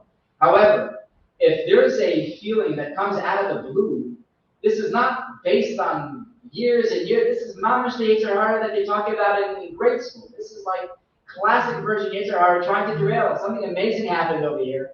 Hashem has gifted our community something amazing, and I'm trying to hide under the table. That's what the Yetzer Hara is trying to do. And the Rebbe was the one who told us this, by the way, with a consistent theory and philosophy that the Rebbe has about Yasiyat Daita. The Rebbe says it again and again about different issues and common issues and less common issues, that many times the first step is to just remove the issue from your mind, pack it up, send it in a box, and ship it to the neighbor. And sometimes it works. Not always, but sometimes at least try it. You know, maybe it will work. Baruch Hashem over here is work. Not always it will work, and when it doesn't work, obviously there's a deeper problem. But this is the idea of shame. This is the idea of a name that the Rebbe is telling us, that there's this facade that looks very distant. It looks like it's just an external thing. It looks like it's not us. It looks like it's, well, what's a name? But meanwhile, our deepest life is standing in there. That our Yetzer Hara is coming to attack us, or our deepest selves. And the Rebbe consistently does this. That's one thing I want to leave the evening maybe with, is that again and again, if we want to identify as a chassid, if we want to take the Rebbe's ideas into our lives, we have to realize sometimes it's very nice and we can sit and say, and have a good time, and it's beautiful, and Chabad is amazing. But sometimes the Rebbe is going to tell us something that's a little bit unconventional, and you have to be ready to take that plunge. It's not always easy. And that push, and that extra mile, pushing a little bit more, thinking a little bit more, learning a little bit more, is something that the Rebbe really wanted from us. I said I was going to conclude with this, but I will conclude with one last thing. As kids, we had these yarmulkes that would say our kippah, that would say our name on it. In case you forget your name, you can say, I don't know why. one of our blessings, we have twins, so maybe on twins that are identical, you need to put their names, so forget that. I never understood it, and I never liked it, so I never had a kippah with my name on it, even though it was popular. I never had one with my name on it, but the Rebbe talked about 3 ideas. In the early years, I think, correct me if I'm wrong from the esteemed rabbis, in the early years, the Rebbe talked about having chassidim. Chassidim, even in the first Maimer, chassidim, we talked about having students and followers. It seems that there was a shift, that the Rebbe starts talking about shluchim, emissaries, leaders. Then in the later years, the Rebbe starts saying that everybody is a shliach. So, a person has the choice, you want to be a chassid. In the early years, not everybody signed up, but he said he wanted chassidim and some people signed up. Later on, he talked about shluchim, some people signed up, some people didn't sign up.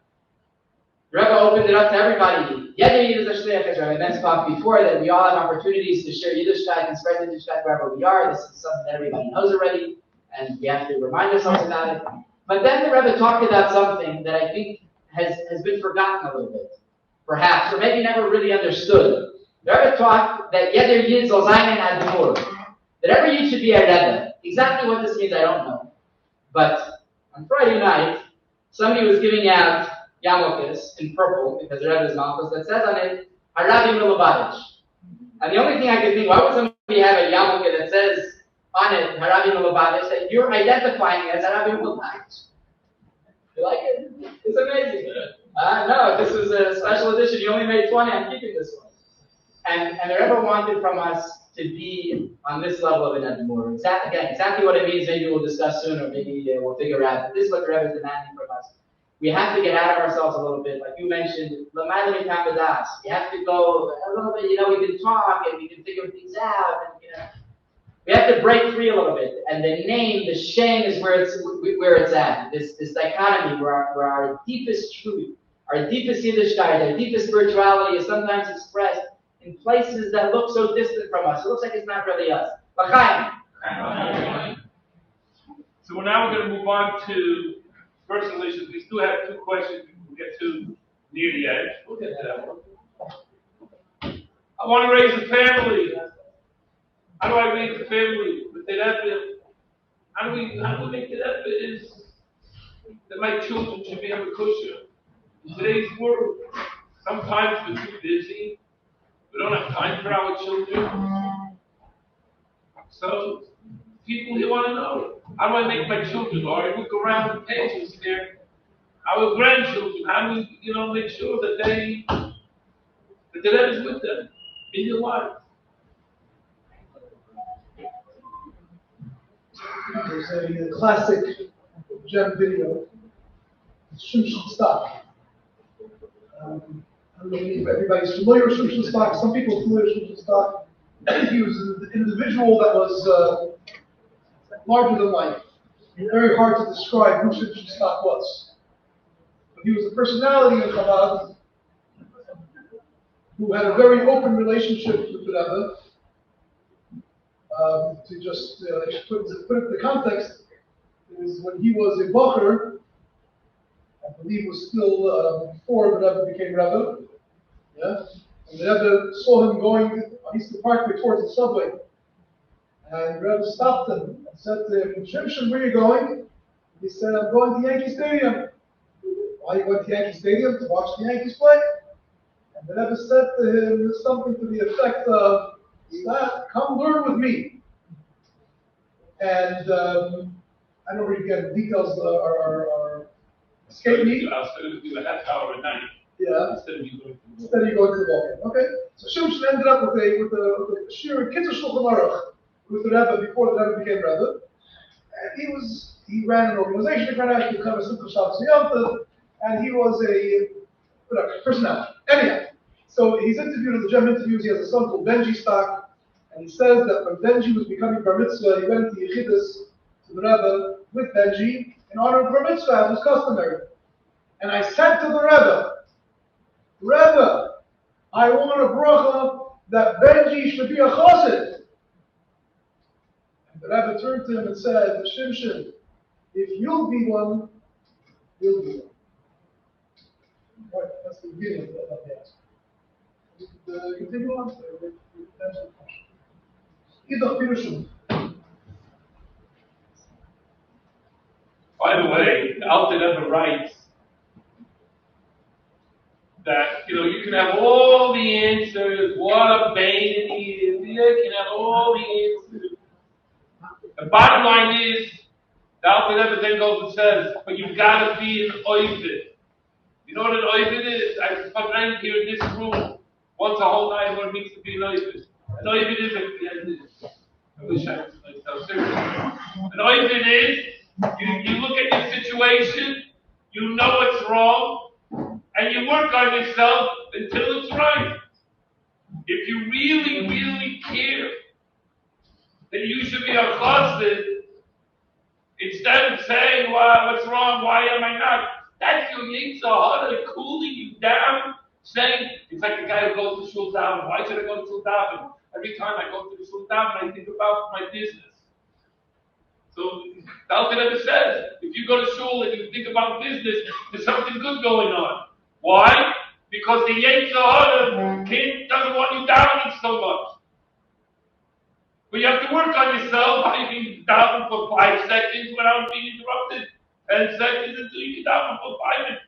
Any Jew can daven in this room for 5 minutes straight, without any other thought besides what the book is in front of you. I can tell you right now, you are a tzaddik gomer, the Torah. You're going straight to Gan Eden, and I'm telling you, it's the hardest thing in the world. How did you get there? You work on yourself.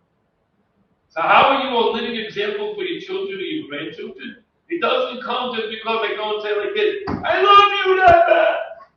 What he said? How do I get to that? Work on yourself. It doesn't come with instant coffee. It doesn't come with microwave. It takes time. So, Rabbi Sperlin mentioned the syndrome. A syndrome where we don't feel true to ourselves. We don't feel aligned with ourselves. And as I mentioned a few times tonight, he said very good. He said very good.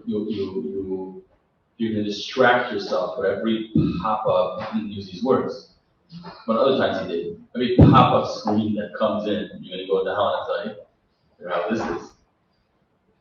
Then you'll be looking the whole time, like, who am I? And I don't have answers. I'm not interested. Questions?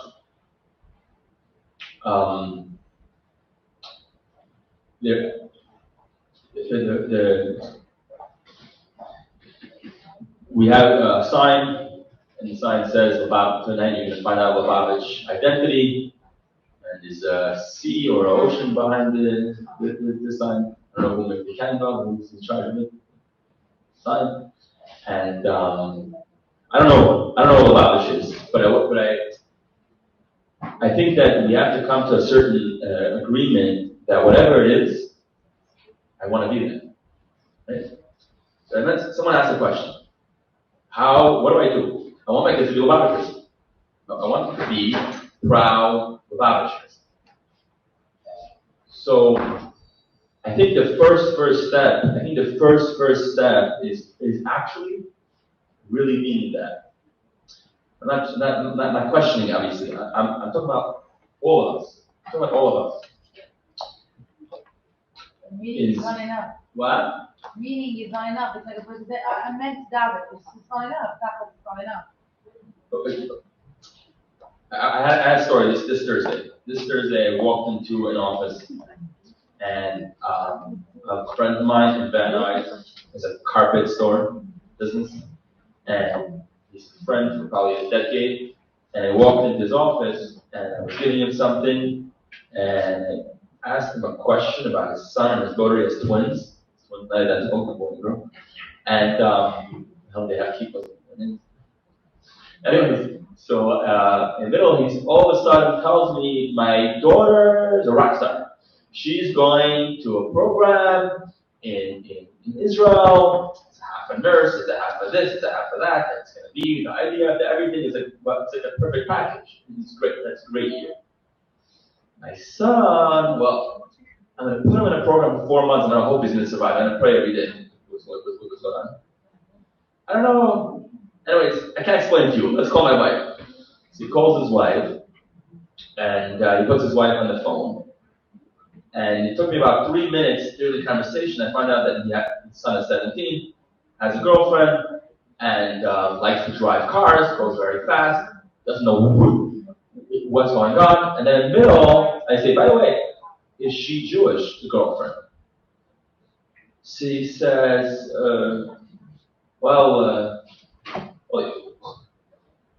yeah, her mother converted or something.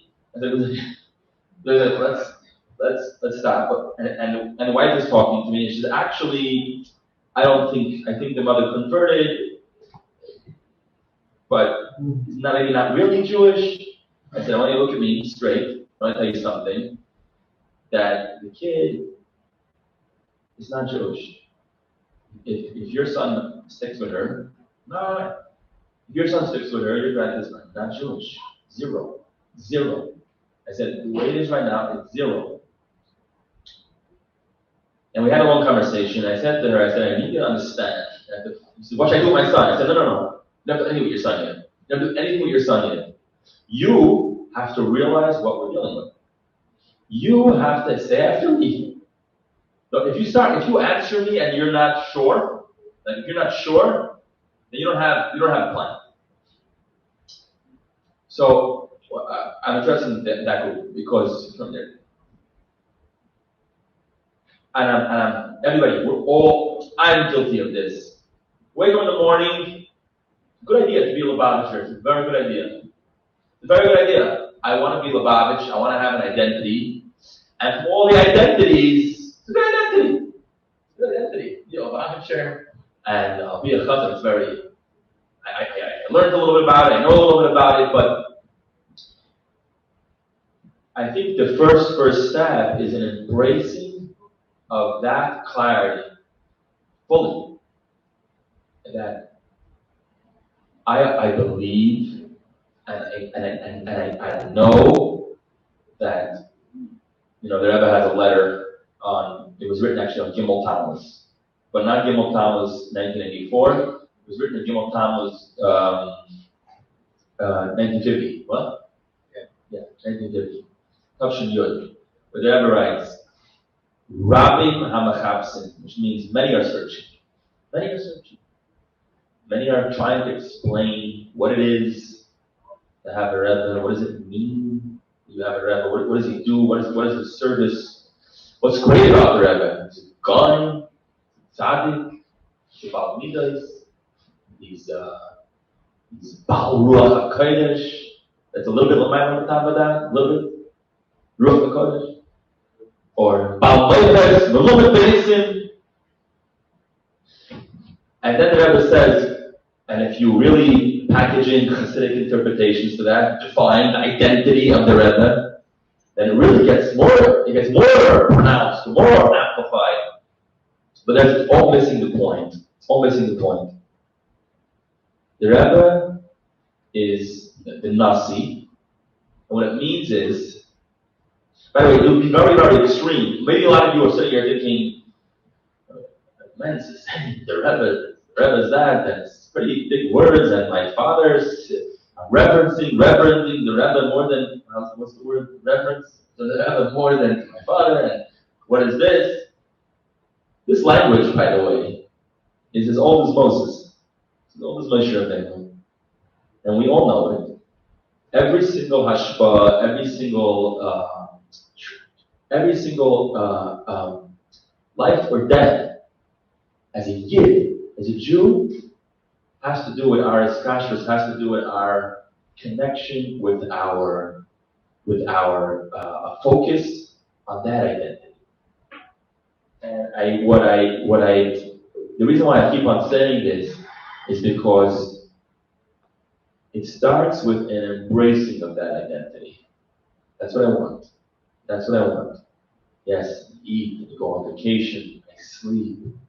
But at my core, ma shmi, what is my name?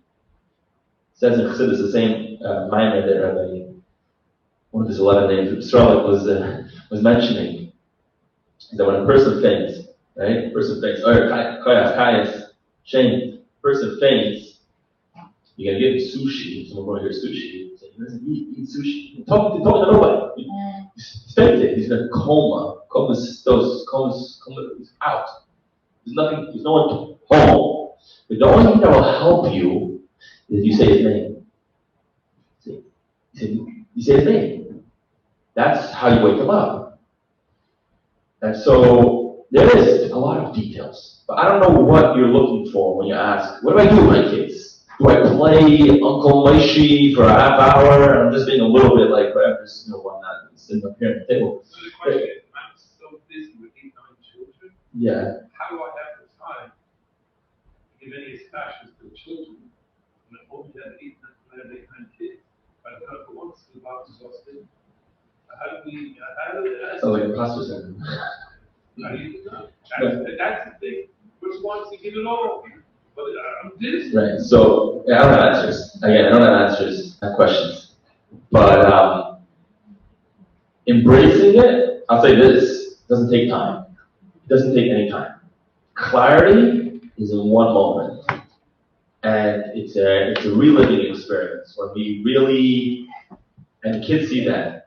They see that. Every one of those 9 kids, before they go to bed, when they go to bed, they see that. They see very clearly that this is what my mother wants. This is what she lives for. This is what she is. This is what she does. They recognize that. And it runs through the family and everything that you do. So is there specific advice? Maybe. I don't have answers. I don't. But I'll just say that when a person embraces fully, recognizes fully, and has that clarity, that's the beginning of all steps. And sometimes that needs to be re-amplified. And that's what I think Yud Shvat is meant to do. It's meant to realign. I'm wandering and going, but I'm not self-employed. I'm not a friend of Lubavitch. I'm a chassid. And I don't care about the 50s, 70s, I don't care what syndrome, what pop-up screen it is I'm dealing with. I don't care. I don't care if I had 2 minutes to myself today because I ran around changing whatever you did, changing tires and going to the dentist and all the other things that everybody's doing. Everybody's doing it, but my name is the same name. That's who I am. And I don't know. I like, look, specific questions or specific, address, and you have a mashpia, like everyone said, if I would be here mashpia, and whatever, what I would tell you, it depends. It depends on what's good for Monday is Tuesday, but I guess I'm fine with that, and that specific question. So I'll say l'chaim. All right. Rabbi Sperlin. Rabbi Sperlin wants to go on to this question. Huh? Oh, you want to go in this one? Yeah. All right, this is, and by the way, about this person who needs time, put 2 minutes a day into your busy schedule into finding a way how to be a good machai, doing example to children, how to bring the Rebbe into their life. It'll grow 3 minutes, 4 minutes, and then it'll become part of the life. All right. How long is Dor HaShvi? If it started in 1951, when does it end? Personally, when the job is done. But if anybody has another answer, come. Good result. All right. There was another person that had a question. I don't know if the person's still here. Because the person goes and says, you keep on saying we go to the Rebbe for blessings. I was making a deity out of the Rebbe. Do you ever learn the beginning of Tanya where everything comes on the Shabbat on Saturday? Study that chapter 3-4 times. All right. I noticed that everybody is running out of shul because they want to carry out everything that we spoke about and how to attach themselves to being more connected to the Rebbe. So I would like to have some closing remarks. We will go, I'll say the Menorah. We'll go from right to left, from your right to your left. So everybody, let's go here. Everybody give a 3-minute wrap up.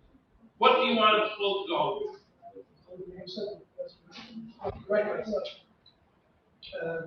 just want to, just one thought, a couple of final thoughts, so you have to whatever I was saying. Just in regards to the idea of trying to convey something to our children, what's, speaking about meaning it, and how do we really mean it.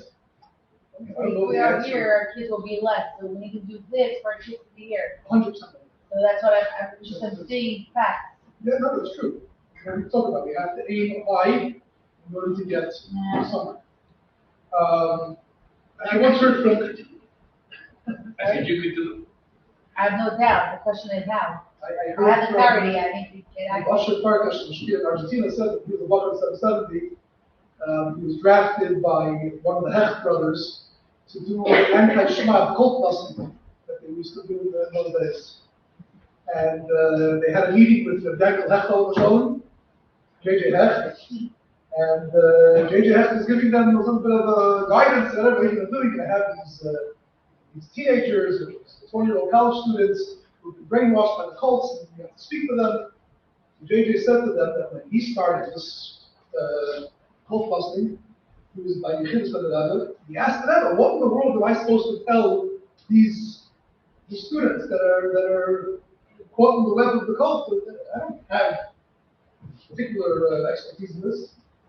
So, the Rebbe said to J.J. Hecht, is we never over the law. This is also with the reden. The Rebbe said the word reden, speak to them. That is, use that word, speaking to them in English, over and over. The Rebbe said it 5 or 6 times. That means say, mit alle Leben, that sein Gott Meyer Rivkin. If you're going to speak so much, most likely something will come from the heart. No, if something comes from the heart, we're guaranteed that God Meyer Rivkin will lost. So the same is true. You succeed, yeah? Okay, that if you speak from the heart, so we speak to our children, we try in this end, in this direction. We share stories, we do this about we do. Whatever it is that we can do,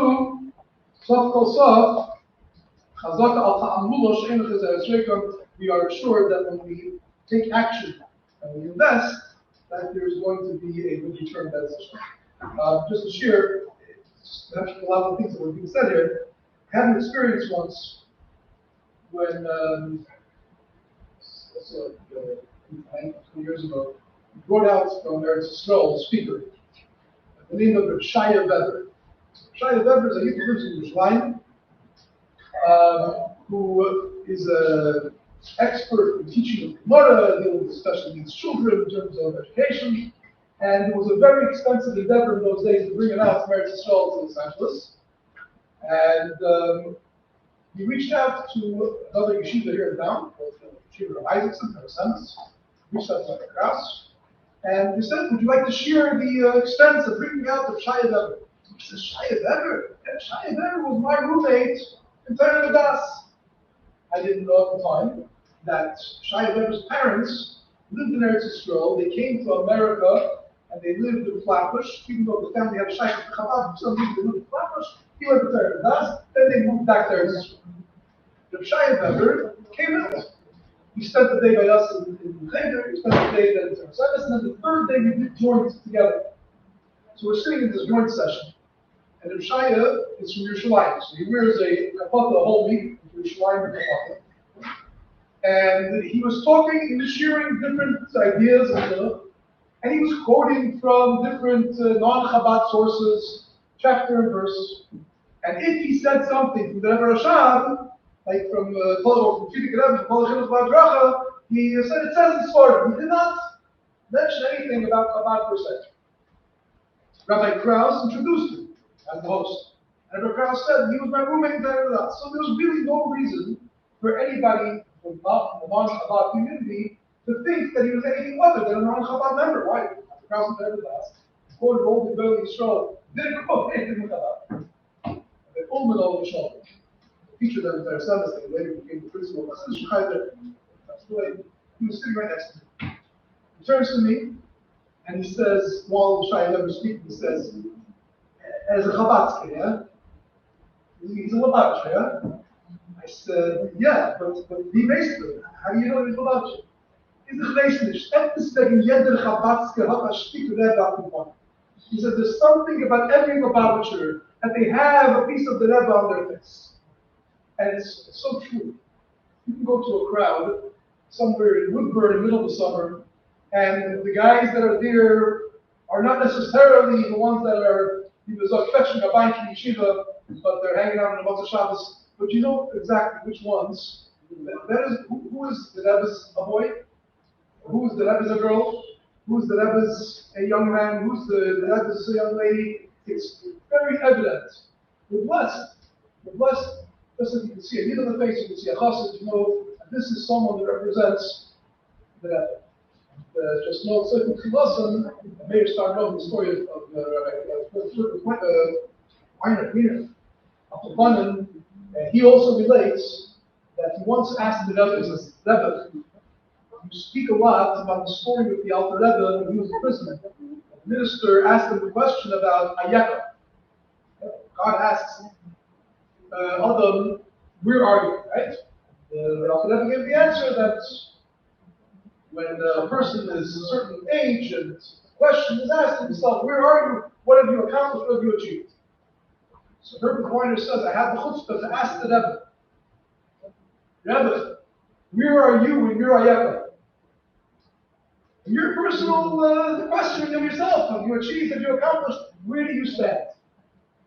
And the Rebbe said to him, it all depends on where you're holding in your Ayeka. Because I have been investing in you. So if you have been affected to the extent that you have what to answer for your Ayeka, that means that I have achieved, I have accomplished in my personal quest for Ayeka, for what I have achieved and accomplished. So we, as Chassidim of the Rebbe, are an extension of the Rebbe. We represent him.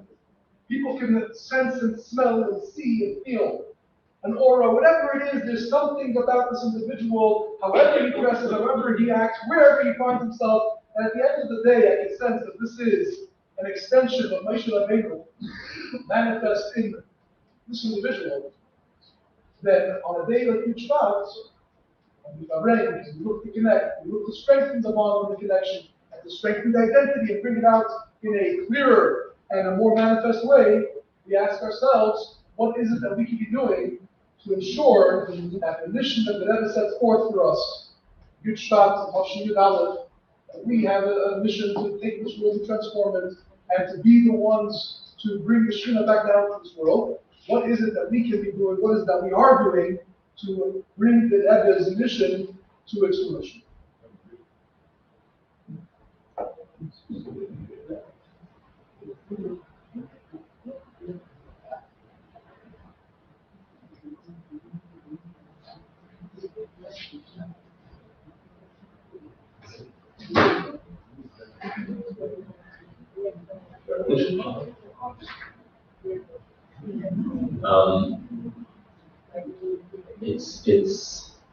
It's inspiring to sit here and to see clearly so many people who come out in the middle of the night, and their main need or their main hope is that maybe, perhaps, I'll hear something and I'll absorb something which will make me a little bit more of a chassid. Because we're not talking here to a crowd who came here, not that it wasn't good food or anything, it was great, but that came here for this Jets down the block, there's other block, Pico everywhere's a lot. But they came here on Sunday night, there's threat of rain, that's a big threat, and they came here, why? Why are they coming? What is the threat? rain in California. Nobody owns clothes from the other. Anyways, it's raining. So friendly. Anyway, so you come. Why do you come? Because you want to maybe absorb hope that you heard, you believe, and it's a proof of your faith that you have bitachon, you have faith that if you come to Chabad, you'll learn Chassidus, you'll hear Chassidus, it will strengthen you and it will bring you closer to you'll live more in sync with your identity. It's already your identity. So I'll just finish with what the Rebbe says regarding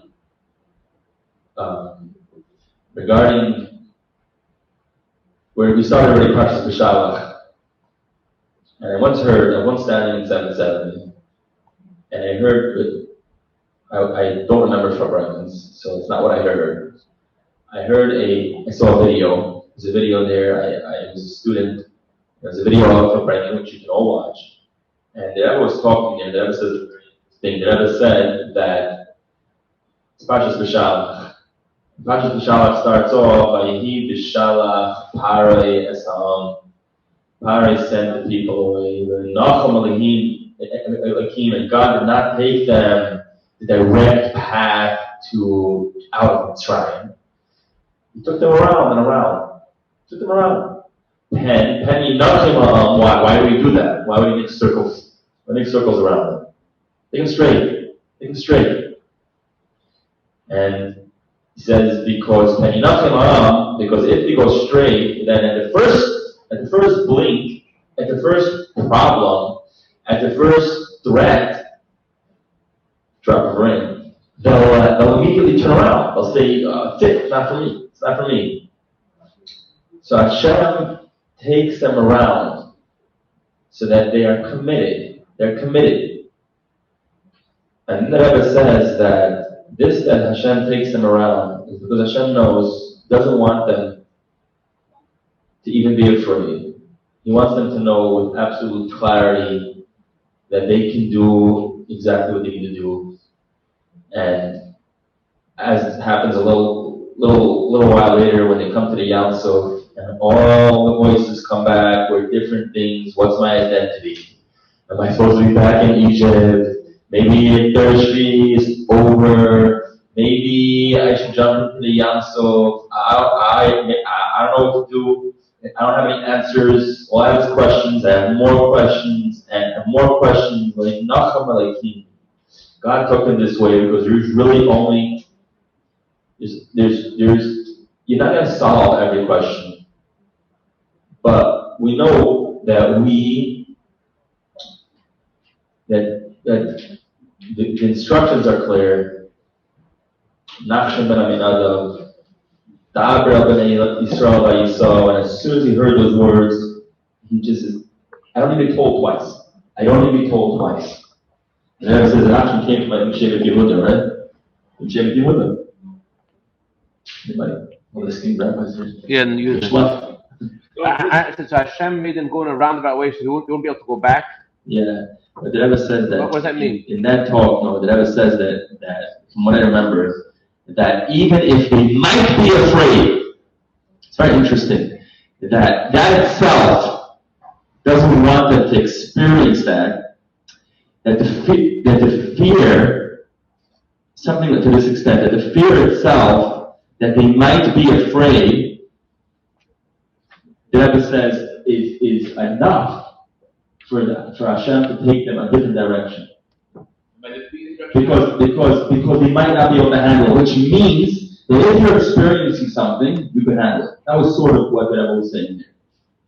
If you're experiencing, because if the Eibusher felt that it would be too much, he would take you around. That was the talk. Does that make sense to you? I'm trying to understand.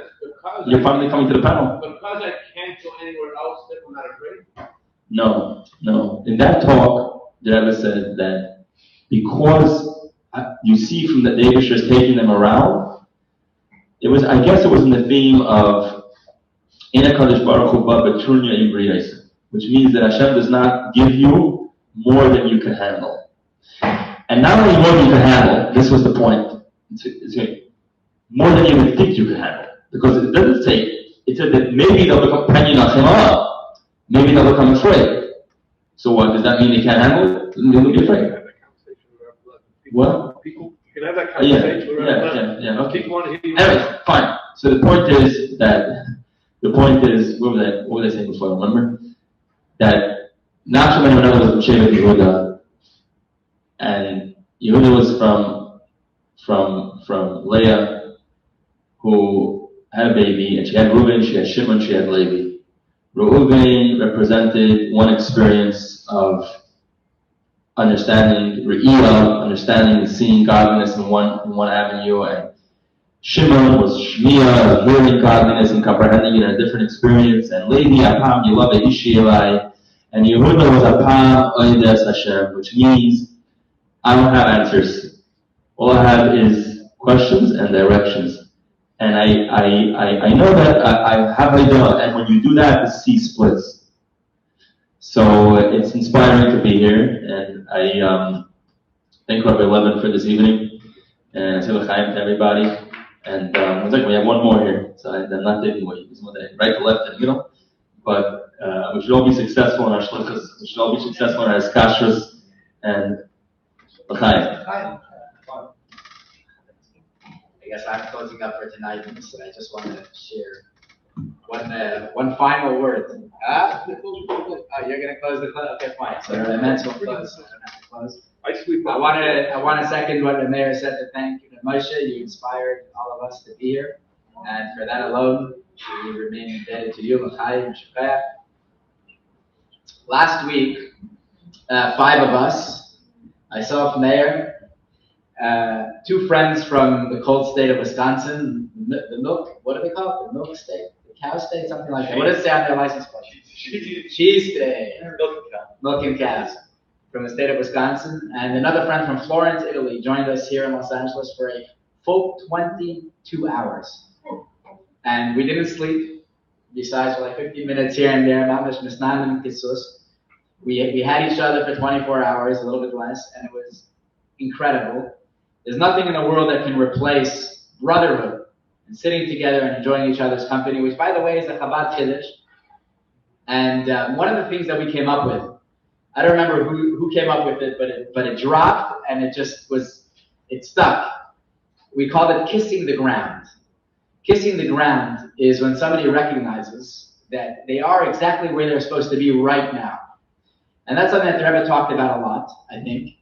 And we talked about kissing the ground in a very deep way.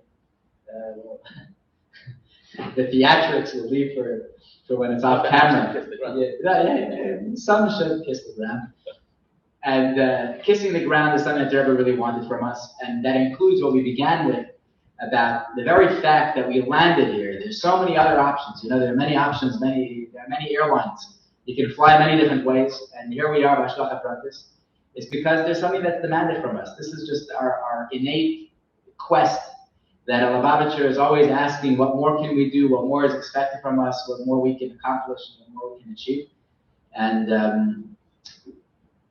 the sooner we embrace that, the sooner Der Hashvi will be over, I think.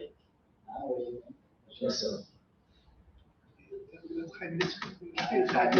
Yeah, let it go. As long as we have company, we can let it go. Company with the boss, as you say. Yalla. You want to wrap up? So wrap up is simple.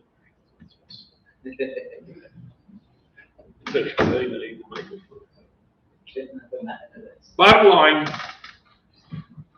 we all came here today hoping that if there would be anybody who has questions on how to get closer to the Rebbe, it boils down to there is 2-3 answers. Answer number 1, do what the Rebbe wants. Number 2, you got to learn what the Rebbe wants you to learn. And number 3, you got to work on yourself. Now I can say that's a wrap, Rabbi Levin, you put out a good spread. You rabbis, once in a while it's good that I come down the mountain and visit the peasants, so it's nice to see you all put together. But if that's what we came here for, it was a waste of time. So the bottom, okay, yeah. What a building. Yeah. More than I have. With that being said, You have about 30 days to Purim Katan. I challenge everybody in this room.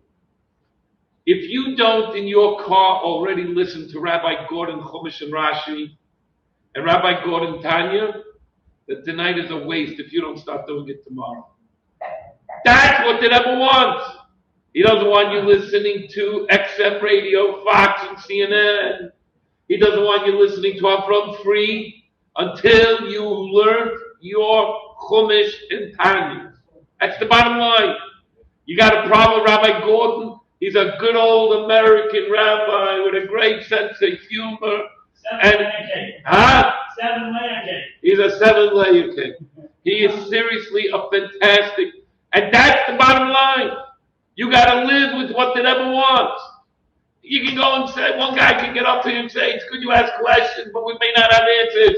There's answers. And the only answer is, get off, as we say in America, get off your duff and start doing something. And that's what we got to do. Get off the radio, get off the, just get off it and spend 20 minutes a morning with Chumash and Rashi and Tanya. Your rabbi won't be jealous that you went to Rabbi Gordon over his own shir instead of your own. I got my whole shul doing this. And that's the only way my shul is growing. It's the only way everybody is doing whatever. It's because the boss said, Toida is the way to connect with me. And if you're learning Tanya and learning Chumash and Rashi, you're going to find on that same app, ooh, YY has something to say. You listen to YY, not so bad. And then you start listening to Simon, and then I'm sure Rabbi Levin has about 15,000 podcasts waiting for you to get to, etc., etc., etc. Guys, don't tell me I don't know how to get connected to the Rebbe. What I will say to you is, how many roadblocks are you personally putting up to get connected to the Rebbe? So, it's a fun evening. It's a nice evening. Tonight's about get it done. You are the 7th generation. Ashreinu matoid chelkeinu. Wow, what a generation we are. Thank you, Rabbi Mentz.